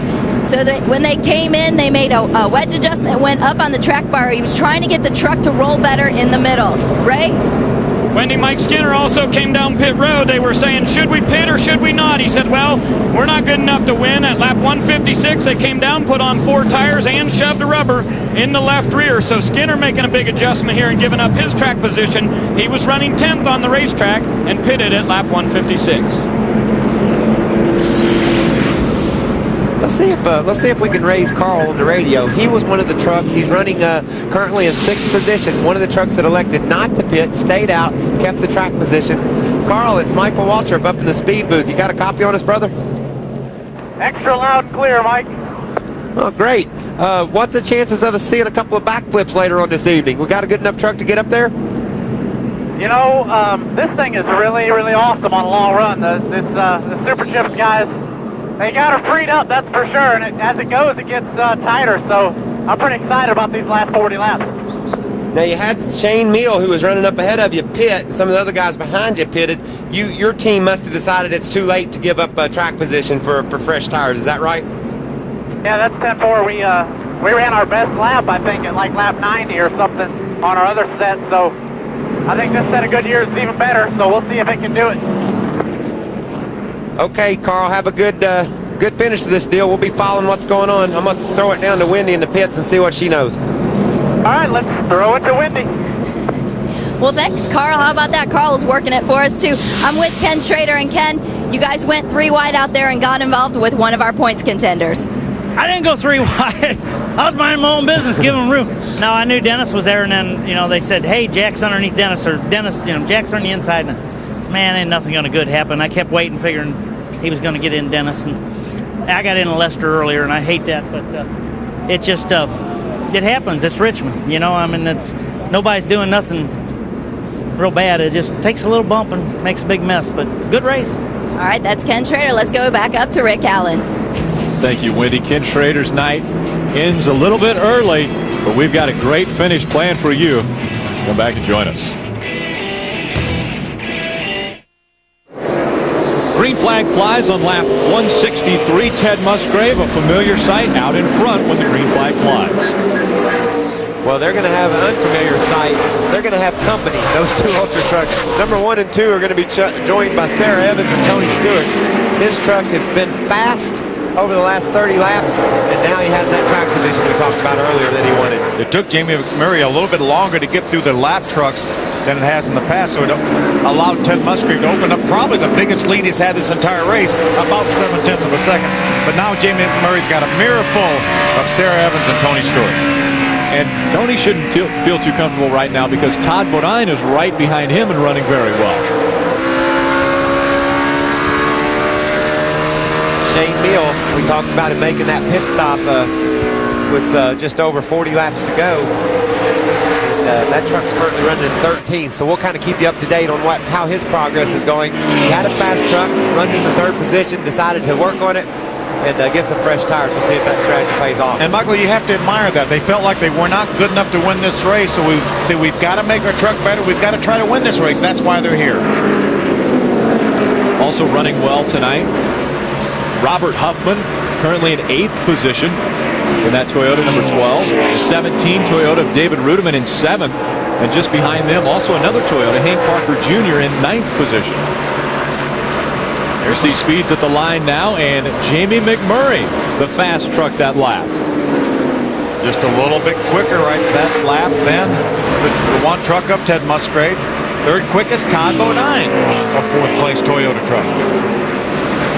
That's been an impressive debut for that team, bringing out that brand new truck for Todd Bodine. They've run some cup races together, and now here they are in the Truck Series. Ray, what do you got on that team? Hey, Mikey, you're right. It is brand new, and it's chassis number 49 out of the TRD shops. So far tonight, Todd's been saying that he's a little bit loose off on both of the corners. So they've been adjusting with that thing on right front air pressure a couple of times to try to tighten him up just a little bit. He said right now the truck's the best it's been. And this is a perfect time for it to be the best as we're just about 30 laps to go. Ted Musgrave was the fastest truck this last lap by a couple hundredths of a second over Jamie McMurray. Again, inside of 2/10 off the very best lap he's run this entire race.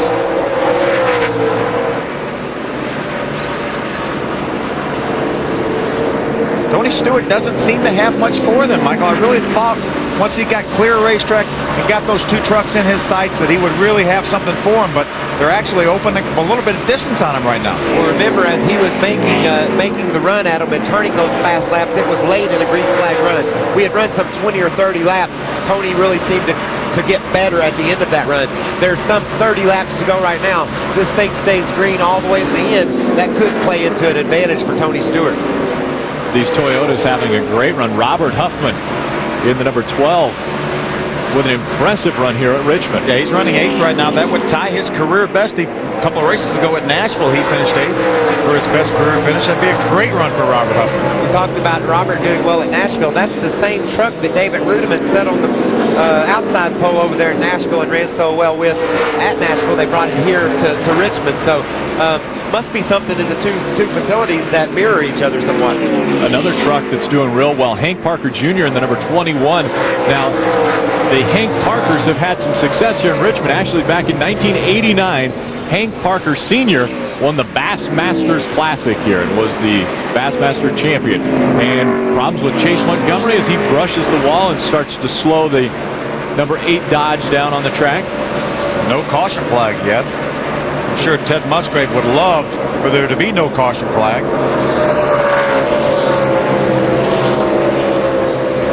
Take a look back at why Chase Montgomery slowed so much. See him on the outside of the racetrack, just lost the front end. I didn't ever hit the wall. Yeah, he realized that, hey, I'm in trouble now. I need to slow down, and I still hit the wall. As slow as he got right there, he still slid up into the wall. When you get that loose stuff, it's like you're on ice. Well, he can't seem to get over to the left. He needs to make a hard left right now. Right about now, make a hard left and drive. Missed entrance to pit road that time. At least he got it out of the way. Well, let's take a look at our top 10, and we'll drop back through the field, starting with our leader, Ted Musgrave. Wendy, take it away. The truck that Ted Musgrave is leading all these laps with is a brand new truck. They call it Exit 36, a little local humor for your North Carolina residents in Mooresville, North Carolina, where the shop is located at Exit 36.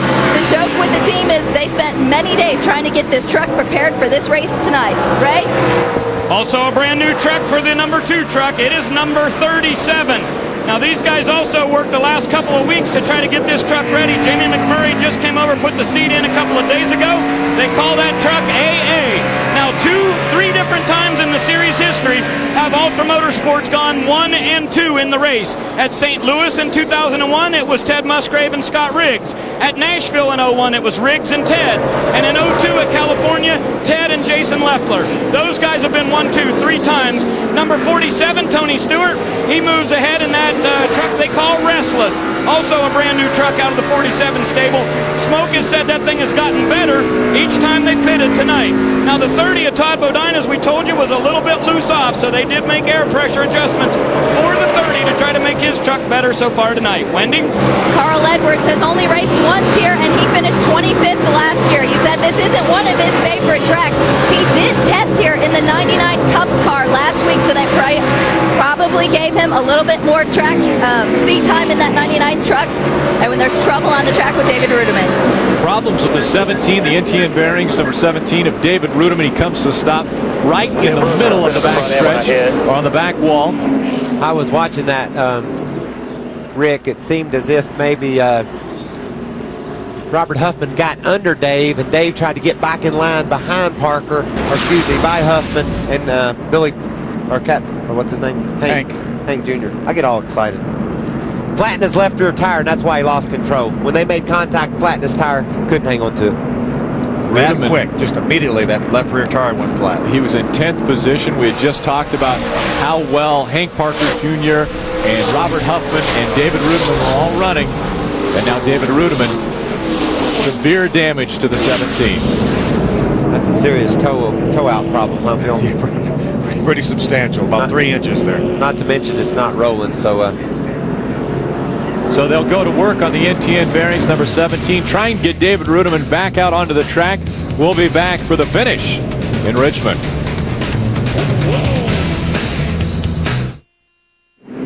Coverage of the NASCAR Craftsman Truck Series 200 on Speed Channel is brought to you by Craftsman, the official tools of NASCAR and the NHRA. And by the all-new Toyota Tundra Double Cab. Not just big, life-sized. We've got our second place truck, Jamie McMurray. Let's see if we can talk to Jamie. Jamie McMurray, Phil Parsons up in the speed booth. Can you hear me? Yeah, loud and clear. Jamie, have you ever run more laps with the same truck in your windshield as you have tonight? No, I'll tell you what, his truck's just about as good as mine. I feel like if I could ever pass him, I could get away from him. I'm getting tight for some reason up behind him, but my truck gets better the longer we run, so this caution's kind of what I was wanting. we've seen you make a couple moves with lap trucks, trying to use the lap trucks to get by them, but you're going to have a restart inside of 20 laps to go, so chances are you aren't going to have that many lap trucks. What can you do to try to get by Musgrave? Well, if you let my teammate, I'd be leading right now. He's come down on me a couple times, but I mean, he's just doing what he has to do. I'm going to get by him on the outside of this restart. That's my plan. But, you know, he's getting through turn one real good, so I might try to duck underneath him off too. I can't say because I think they're scanning me. Michael wants to talk to you, Jamie. Hey, how you doing? Just hanging out here. What are you doing? I'm doing good. I was wanting to talk to you, and Phil took the microphone. He's kind of hogging, isn't he? It's kind of cool talking to you, like, up in the booth. Hey, can you wave at us? I don't really know where you're at. I'll wave to the camera. How's that sound? Perfect, I'm kind of stuck in here with this Hans. Oh, we're going, guys. I got to get back to work. I'm going to win this thing until you watch. Michael, let him know that the one team is scanning him. Okay, you said you were going to go high and you're going to go low, and I know why you said all that, because they're listening to you, so I can't wait to see what you decide to do. It's been fun. Go get them. And so teammates, Ted Musgrave and Jamie McMurray, working on strategy right now. Jamie McMurray letting us in on a little secret there. As he had mentioned he was going to go high, and then he said, well, but I might have to go low at it too if they're listening to me. And they are. They are listening to him just like we are. You know what I like about Jamie? Tony Stewart, we've been talking about he's one of the fastest trucks here. He ain't worried about Tony Stewart. He wants to get Ted Musgrave. He wants to get the lead. He's going to drive offensively, and then hopefully that'll be a good defense. Exactly. Jamie McMurray's best finish in a NASCAR Craftsman Truck Series event is third. That took place in year 2000 at IRP. We'll see if he can improve that tonight. Ted Musgrave out in front of Jamie McMurray. Wasn't able to do it 1 and 2. Ted got such a good start. Ted's gotten great starts all night long, putting a couple of truck links on the guy behind him every time. A little bit loose there for Ted Musgrave, and now Jamie McMurray will try to reel in that number one. As an owner, I know Jim Smith's got to be really proud, and as a team, those guys have to be really proud. They prepared 2 new trucks, and look at them. First and second, both of them running flawlessly and consistently and obviously very fast. Michael, Rick and I were watching qualifying, and we saw Jimmy Smith on top of his hauler, and when he saw the times that these 2 trucks posted for qualifying, you should have seen how excited he was. I mean, I've never seen anybody any more excited than Jim Smith was. He was elated. He was high-fiving everybody that was up there, and there was quite a few people up there. A lot of Team ASC CarQuest personnel up there that were enjoying that pull. That was the 42nd pull for Ultra Motorsports. Ray, what's happening with Jamie? Hey, Rick, just wanted to let you know before the race started, Jim Smith went over to Jamie and said, I just want to remind you that Andy Houston is the only driver that's ever driven the 2 that did not win in this truck. So tonight you get to drive it, you got to win it. I bet you Jamie said, well, how about give me more than 1 try? Those other guys had more chances than that. He was the fastest truck last time by about 300ths of a second over at Musgrave, but this time Musgrave is just a little bit quicker than Jamie McMurray. And you talking about desire, these guys want to win this race. That's a 21.89, Phil. That's only a 10th slower than his fastest lap of the whole race. They've got almost 70, 80 laps on these tires. So more than that. What an incredible pace these trucks are setting. And Tony Stewart's right in there too. He's only less than 1 second behind this lead duo. 10 laps remain. We're inside of 10 laps for the conclusion. Can Tony Stewart reel in Ted Musgrave and win his 3rd consecutive at Richmond? You see 16th truck of Jack Sprague trying to take over the 7th position from Robert Upton. Oh. It's real loose. What a save. He is sideways all the way through turns 3 and 4. I started to say what a save, but he wasn't done being sideways yet. Well, he decided he wasn't going to just save it. He had to get going. He matted the gas back and never even hasn't lost a spot yet. How about that? What a great save. NASCAR has let Jack Sprague know if you touch another truck, we'll bring out the black flag. So he's got to be a little cautious now. I think he's more worried about trying to catch his breath than hitting another truck. Well, you see the 42 truck of Mike Skinner trying to get on the inside of Jimmy Spencer, and he was completely sideways coming off the corner. Now Spencer sees a chance to get on Hank Jr. Here on the outside of him and get a position there. Look at these 5 trucks battling for this position. They are bottled up right now, fighting for the 8th position. There's the 15 truck of Shane Neal at the very back of this pack. He came in on this most recent caution flag, put on left side tires. And he's driven to the inside of Skinner. Skinner gave up the spot. He saw Shane down in there. Got 7 laps to go. And this is the kind of action you see when you come to Richmond. It's spread out all over this place, Phil. Jack Sprague in front of the pack. He's running in 8th position. Just in front of him, Robert Huffman in 7th. This could be his career best finish if Robert Huffman holds on to that 7th place stop. Now, Phil, you talked to Jamie about lap traffic, and we're starting to see the leaders catch some of the back markers. They're going by Bill Lester right now. He gets well down out of the way. Jamie is definitely within striking distance. I think the interesting thing about this race, yes, the stats will show that Ted Musgrave dominated, but he hasn't had any more than just a second of a lead to breathe all night long. I want to dominate by half a lap. I don't want to dominate by 2 car leads. I want to lap the field. I don't want Jamie McMurray in my mirror for 200 laps. I know that's just got to be driving Jamie crazy, knowing that he's just as good as the guy leading, but can't get there. And then it's got to be making Ted crazy that he can't drive away from the dude in second. I'm telling you, Jamie is there right now. He's using a little bit higher line. Look at him. See if he can make a move to the outside. Musgrave able to get back in the throttle, pull back out in front of him. But if Jamie gets to the outside of Ted, there's 3 to go. If he gets to the outside of him, we've seen the guy on the inside. He can't hold the speed. His truck will get loose underneath Jamie. He is there. As they go down the backstretch into 3 and 4. Blown engine, the 09 of Jimmy Spencer brings out the caution, and that will bring us to a green-white checkered finish in the NASCAR Craftsman Truck Series. And I'm telling you, Jamie had the deal done. He did. He had driven around the outside of Ted Musgrave, and as fate would have it, a great night comes to a bad end for Jimmy Spencer, and Jamie finally makes the move. And he's not gonna get to capitalize on it. He's gonna have to make a green-white checker restart. Yep, as Rick mentioned, a green-white checker, and I think that's going to give the advantage to Musgrave. He's been so good on the starts. It'll be single file. We'll have no lap trucks to try to beat him to turn number 1. And he's opened up 2 or 3 truck lengths each time on a restart. Advantage Musgrave. Ted Musgrave out in front, standing by with his crew chief, Wendy Norris. Gene Need on top of the pit box. Gene, what do you think about this green-white checker finish we're going to have? I wish we were all done. Now, we know you didn't have any radio communication with Ted all night long. What went through your mind when you found that out at the beginning of the race? Just a little bit worried. That's all. All right, Gene Need, wait for this finish to end. Let's go to Ray Dunlap.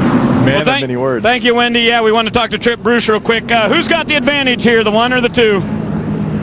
I'd say at this point, Ted's got an advantage being in the lead, but Jamie he's still telling us he's going to win this thing. So I'm going with Jamie right now. You know, he's got a lot of confidence in himself and us, and that's helped all weekend. We're really having a good time. Now let's leave more. Hey, Michael, tonight is the 8th green-white checkered finish of the season. That will be a new record in the Craftsman Truck Series. There was 7 in '99. Now we have 8 this year. That's a new record.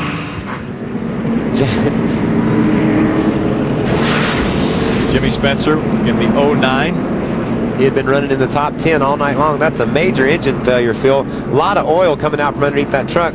Turns 1 and 2 is going to be covered with speedy dry. I'm sure NASCAR will bring out the jet dryer to try to blow off all that speedy dry. It's got to be a concern for Ted. He'll be the first cat there. You know, he dives down into turn 1. What kind of shape's the track going to be in? Will he slip? Will that give Jamie the opportunity to make the move around him? And Jamie had mentioned, and maybe it was throwing a little bit of a bone? Yeah, just throwing a bone at him. Jamie McMurray's father watching closely, but he had mentioned, I'm going to pass him on the high side on the restart. Well, if Ted Musgrave's down on the low side and he's able to get by, and problems with the 21, Hank Parker Jr., sparks flying out from underneath that truck right now. Must have a flat tire. So going down the backstretch, the 21 of Hank Parker Jr. throwing sparks out. He's behind the 1 and 2. Yeah, left front tire. Good call, Mike. Great run for this truck all night long.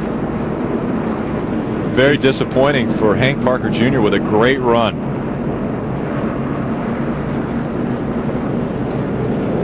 Just a horrible break for Hank Parker Jr. We've got 23 trucks on the lead lap right now, so Hank's going to go from a very close to a top 10 back to be very fortunate to try to get back in the top 20. Craftsman continuing to improve upon the tools that these crews work with on a daily basis. Let's take a look at the Craftsman Tool Tech.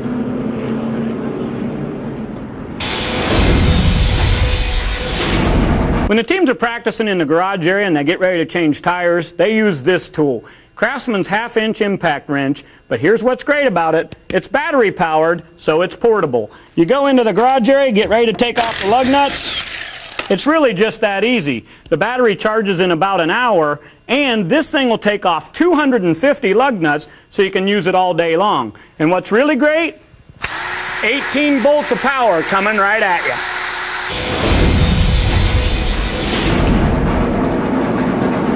Those things come in real handy in the NASCAR garages because you can get in and out there, change your tires, don't have cords hanging everywhere. So like what Ray's doing down there with that work. We've got a couple jet dryers on the racetrack, as you mentioned, Michael. They're going to blow off this speedy drive because they don't want this race to be affected by oil on the racetrack or residue from that oil or the speedy dry. It's going to be a great finish here. Jamie McMurray thinks he's going to win this thing. We heard his crew chief, Trip Bruce, said Jamie thinks he's going to win it. I don't think we can count out two-time winner Tony Stewart, who's just behind these two. Well, you could count him out a little bit more because the first two are teammates. That means they're most likely not going to wipe each other out. Intentionally. Right. Now, what's going to happen and what Ted Musgrave is looking at right now, and his whole train of thought is focused on turn one. He's saying, do I need to hit the bottom? That's where the engine looks like it blew. That's where most of the speedy dry was put. Do I need to dive in on the bottom, or should I run the middle? That's going to open up the inside for Jamie. If the bottom's okay, he's going to take it away from me. What do I do? Wherever Ted goes, Jamie is going the other direction. So he knows that whatever he does, Jamie's going the other place because Jamie's going to have 2 laps to try to win this thing. And Jamie had the deal closed when the caution flag flew. He had driven on the outside of Ted, was going to have him pinched to the bottom. We've seen trucks on the bottom of the racetrack not being able to grip as well as the guys on the outside. I like the position Jamie had put himself in, but now it's back to scratch. You know, he's got to drive up beside him again. I still maintain advantage Musgrave because he's been so good on these restarts, but the wild card is the speedy dry and the oil residue down in the corner. That's the wild card. Ted Musgrave would like to throw his name into the hat for the Driver of the Year, which is done on Speed Channel. And we'll take a look at the next nominees for this quarter of Driver of the Year. From Mario Andretti to Ryan Newman, for 37 years, one driver has been honored as the best of the best. Speed Channel's Driver of the Year. In 2004, this impressive list of winners will grow by one. Who will it be? This quarter's nominees: Jeff Gordon, Jimmy Johnson, Dan Weldon, Sebastian Bourdais, Steve Kenser, Greg Anderson, Carl Edwards, and Tommy Kendall. Log on to speedtv.com now and cast your vote for Driver of the Quarter. Carl Edwards currently in 5th position, but out in front is going to be the battle for the trophy. That's Ted Musgrave, Jamie McMurray, and Tony Stewart. Standing by with team owner for Ultra Motorsports, Jimmy Smith, is Wendy Norris. Well, Gene Need has left the pit box and the pit stall of the one truck just to get away. He's a little bit nervous. Jim, you're bound to take away a victory tonight, possibly in one of these Ultra trucks. Well, you know, both trucks have ran excellent tonight. 1-2, we've dominated it. Whoever wins is great with me. I'm just real proud of both teams. They've showed what Ultra Motorsports is made of, and it's nice to be running like the old days, 1-2 again. Now, obviously, Ted is a regular contender. Jamie Mack in for tonight. Is there any team orders of who should let who by? Let the best man win. That's the way Jim Smith races. All right, you heard it. Jim Smith is just going to let the best man win, guys. And Jim Smith wins either way. If Ted Musgrave or Jamie McMurray win this race. This is the 10th caution of the night. That ties a record for Richmond in the Truck Series. We've had 10 cautions before. That was in the inaugural race in 1995. There was only 48 caution laps run. That race, we're over 50 caution laps run here tonight. Ray? Well, guys, you're right. Either one wins. Jim Smith does okay, but the crew on the 2 would do a lot better if the 2 wins tonight. Remember, Jamie McMurray was on the pole, $16,000 up for Ultra Motorsports and these crew guys if they win. Now, the number 2 truck has won 17 times in this series. The number 1, 18 times. But the 2 truck has had 5 different drivers go to victory lane. And once again, $16,000 on the line if McMurray can pull this off. And you saw the intensity and the passion on those crew guys' face, and their bodies and their emotions were all right there. They don't care if that's their teammate first. They want to win. They want to put the 2-truck in victory lane, and you have the same thing, the same type of passion, the same type of emotion going on in the 1-truck pit. So Jimmy owns them both, but that's two separate teams wanting to get a victory. They work together at the shop, but right now they've worked with this truck all week. They built a brand new truck. Both teams have, and as you mentioned, Michael, they want to be in victory lane. They're going to be happy for their teammates, but not like if they're there themselves. This is green, white, checkered at Richmond. We had one at Bristol. This is just the best. I'm having so much fun. Sarah Evans is watching right now. Now, Sarah, don't go into labor right now with your truck sitting in third. Sarah Evans on the hood of the 47. Ted Musgrave takes the green flag. We've got green, white, checkered in the Truck Series. Another great start by Ted Musgrave. He drove off to a couple truck length lead. What happens when he gets to this oil down here? It looks like Ted stayed right on the bottom of the racetrack. Looked like Jamie might have gotten a little bit of oil. He's within a couple truck lengths. He's got to reel him in. Coming through 3 and 4. This time they'll see the white flag. It flies as problems happen in turn 3 and 4. Matt Crafton gets spun around. The white flag does not come out. The caution does. This one is over. Ted Musgrave will win at Richmond. Matt Crafton lost control of his truck, bringing out the caution. I believe Ted had it, Phil. He drove off to a nice separation over Jamie before the caution flew. I think it was his race at that point. What a great run by Ted Musgrave. Great run by this entire Ultra Motorsports team. Ted Musgrave, the 1-truck, Jamie McMurray, the 2-truck. They're going to have another 1-2 finish for Jimmy Smith. And Ted Musgrave will come across the start-finish line under caution, but the checkered flag will fly, and Ted Musgrave is your winner tonight in Richmond. Coming home second with a great finish, the 2 of Jamie McMurray. Jamie, that was everything it was advertised to be.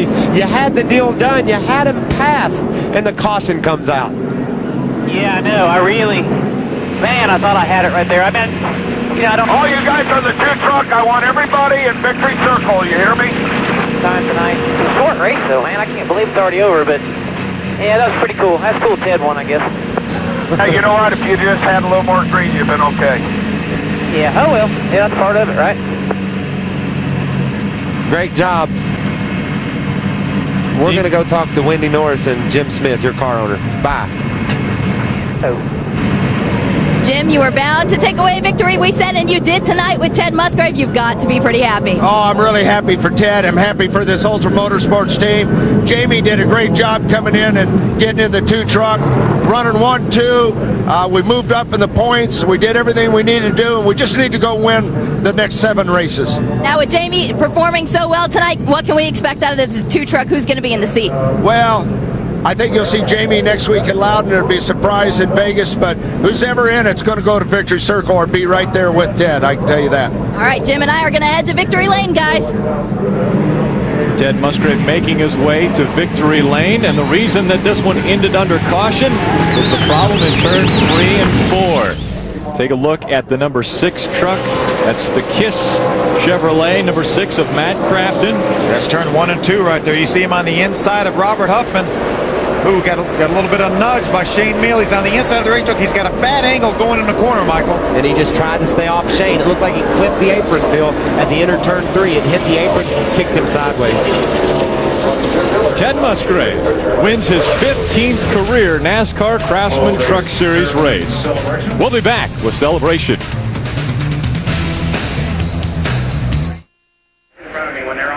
Speed Channel's coverage of the NASCAR Craftsman Truck Series post-race show is presented by Craftsman. The winner of race number 17 is standing by with Wendy Norris. Ted Musgrave climbs out of his truck for his second win this season.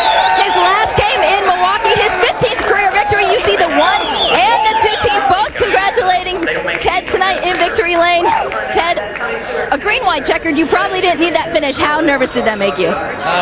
Pretty nervous. I mean, Jamie was really good on a long run. He was actually a little bit better than I was, but Jamie's a good teammate. He knew what was going on, and I was, like I say, I was good on the short run. He was better on a long run.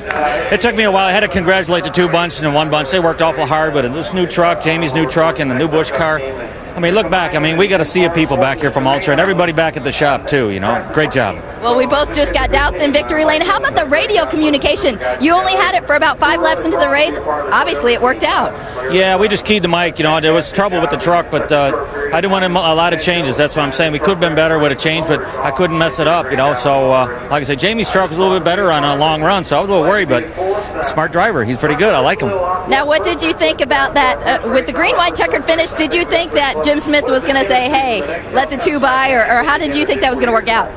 No, he never does. When it gets down to the end, we all race, and that's the biggest thing about the teams. As you see, the two bunches in here, the one bunch is in here. It's one big racing family here, and Jim wants to just see the best one win. And like I say, we'll go back home. The two bunch probably win at New Hampshire, but hey, I tell you, the old Mopar truck was good again, huh? All right, it sure was. Ted Musgrave, the 8th different winner in 10 races at Richmond, being congratulated by owner and team. Let's go to Ray Dunlap. Well, Wendy, the good news for Jamie McMurray is that he'll get another shot when we go to New Hampshire. The bad news is we've got a new rule here in this series, and we only go one green-white checkered try. Yeah, I guess after what happened at St. Louis, that's kind of the way it is. I would have definitely liked to have a couple more shots at it. I got up on the outside of him one time with, 4 to go, and the outside was working real good, and I thought I could pin him down on the bottom. I just got so tight when I'd get behind him. I mean, in the race, he'd get away from me, and I could catch him, but it just got really tight. But, I think for a brand new truck and first time with the team, those guys did a good job. Gave me a good pit stop, and Tripp did a really good job making calls in the pit, so it's pretty cool. Is this good therapy for Saturday night? Yeah, I mean, it's pretty much the same setup, very similar to what I ran in my Cup car here in the spring, so I know I can get around here good, and I know my setup's working good, or at least Donnie's setup, and what we did today works good, so yeah, I'm pretty excited for Saturday night. Okay, good luck at Saturday night. Now let's talk to Carl Edwards real quick. You have not been real good at this racetrack, and man, you pulled one off tonight with a top 5. They're pushing our leading post away. Yeah, I got to thank Super Chips for coming on board last year about this time. We've come a long way. Last year we struggled until I finally ran it straight into the fence, and my guys did a great job tonight. To come home 5th, as much as I was dreading coming here, and to have a good points tonight is great. And congratulations to Ted. And I guess I got to thank John Wood. He went for 2 days and tested our truck and his truck, and he jumped in and out of both of them and helped us out a lot here, and that really helped a lot. Were you aware of Bobby Hamilton's situation tonight? Yeah, I was following him. That thing looked pretty tore up. So I feel bad for those guys. They're working just as hard at it as we are. But yeah, it's 5th place, picked up points on the leader, and man, I mean, this is something we can keep our heads up about. So hi to everybody back home, Josh and Mom. I love you guys, and we'll just go to New Hampshire. Okay. Good luck Saturday night. Carl Edwards came here and tested his Cup car, and that may have been part of the reason why he got a top 5 tonight. Guys? Unofficial results for tonight's race. Ted Musgrave claiming his 2nd win of the year. Great run coming in Milwaukee. Great run by Robert Huffman. Career best finish of 6, right behind Carl Edwards. And Mike Skinner's got a new team. He's with the new bunch. He puts a top 10 finish on the board first time out. I think that's pretty impressive. Another guy that had a great finish is Dennis Setzer. He rebounded from that 3-wide crash into turn 1 to wind up 13th, Bill. That's amazing. It could have been a devastating day in the points for Dennis Setzer, but he ends up finishing 13th and gaining a number of points on Bobby Hamilton. Denny Hamlin making his debut with the Joe Gibbs team, or one of his first starts with the Joe Gibbs team, and a solid top 20 effort for him. Chad Chaffin in 22nd, the final truck on the lead lap. David Starr having problems early on, going 2 laps down, and you see just above them, Matt Crafton, problems at the very end of the race. Last lap, he went from I think he was running 12th and wound up crashed. Yeah, unfortunate. 21st position. Number of top 10s this year. Leads the league in top 10 finishes. I had another one going. I think he was actually running 8th when that happened. 4 trucks off the track at the end of the race, and standing by with smoke, Ray Dunlap. Well, after a couple of victories here, what about a 3rd place finish? Is that any good? Yeah, we'll take that. I mean, wasn't what we wanted with Sarah Evans on board. I mean, can't let a woman down, but we had to tonight. We got the 3rd, and that was good. I mean, to work with Morgan Dollar and all those guys, and to come into a team that we've never worked with before, and they've never worked with me, and to make the truck as good as we made it there, even with a bent-in fender, I think we had a pretty good run tonight. Anything you'd have done differently? No, just probably would have made it a little freer for qualifying to make sure we started the race free enough. But these guys, we came in and made 2 stops, and we talked about it on the radio. We knew that in 1 stop we might not get it where we needed it to be, and that if it had a long run, and I was hoping we'd have a long run after we made our stop, but it was long enough that we almost got, I think, within 1 spot of where we came in when we pitted anyway. So it really didn't hurt us. We pitted with everybody else, and the second change was what it needed to be fast there. So it was just a matter of trying to be patient, picking them off one at a time to get up to the front. Congratulations. He finishes 3rd tonight after 2 victories here at Richmond. Wendy? Dennis Setzer came home 13th tonight. A rough finish, but you're going to take that for the points night. Tell us about that set of tires. You came in 3 times and ended up changing that last set of tires. Yeah, we kept chasing tires around, it seemed like, all night. Couldn't get consistent on the tires. We finally put our practice set on right there that we had about 35 laps on. We were pretty good on that, and that's about the time Sprague took us out going off into 1. Now, this was a great points day for you. You're second in points, but you actually gained tonight. What is it about finishing 13th and just salvaging a good finish with the damage on the truck? Well, no, we didn't hit the chassis like we needed, so we're kind of disappointed in that. But unfortunately, we didn't have much damage on the truck. A little bit of cosmetic damage, and these Silverado guys, they'll put this thing back together quick. All right, that's Dennis Setzer. Let's take a closer look at these points, Rick. That truck that Dennis Setzer drives, the Morgan Dollar team, and that's the team that Tony Stewart drove for tonight and had such a solid run.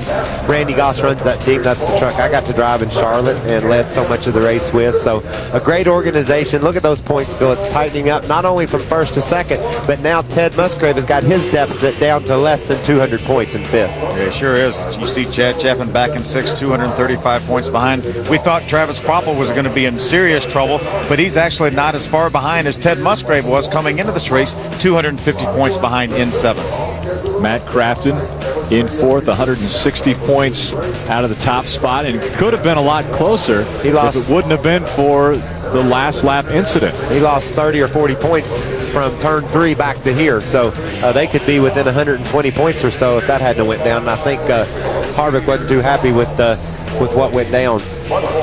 Remember, Kevin Harvick owns the truck that Matt Crafton drives, the 6 Goodwrench truck.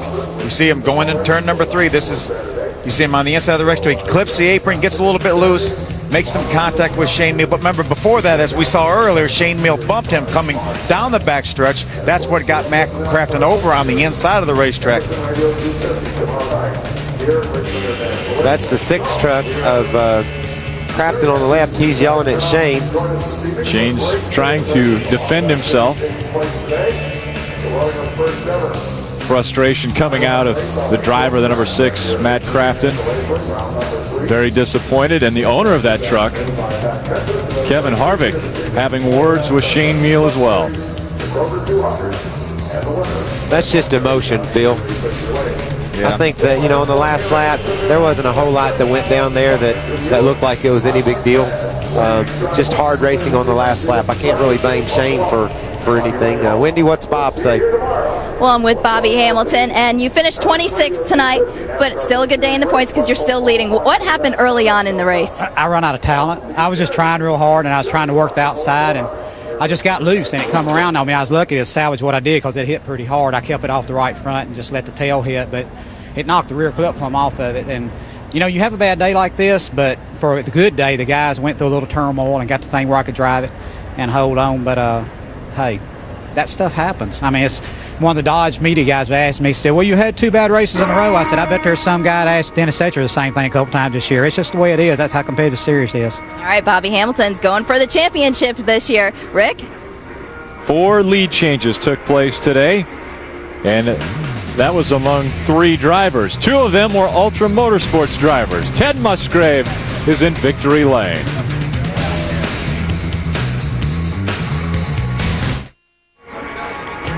Speed Channel's coverage of the NASCAR Craftsman Truck Series post-race show is brought to you by Craftsman, the official tools of NASCAR and the NHRA. Ted Musgrave continues to celebrate his first win at Richmond International Raceway in the Truck Series. Do you know he beat a NASCAR Nextel Cup champion, former Busch Series champion, former Nextel Cup race winners, Busch Series winners? This field was loaded, Phil Parsons. And, Michael, you want to say he dominated the racetrack because he led so many laps, but he was never more than 3 truck lengths ahead of his teammate, Jamie McMurray. That is not domination. Engine and get her done. Get her done. That's from Larry the Cable Guy. Did you hear him? We continue with action and Loudon next week. That will be the next race for the NASCAR Craftsman Truck Series. We want to say our thoughts and prayers go out to the family of Dr. Richard D'Alessandro. Good night, everyone.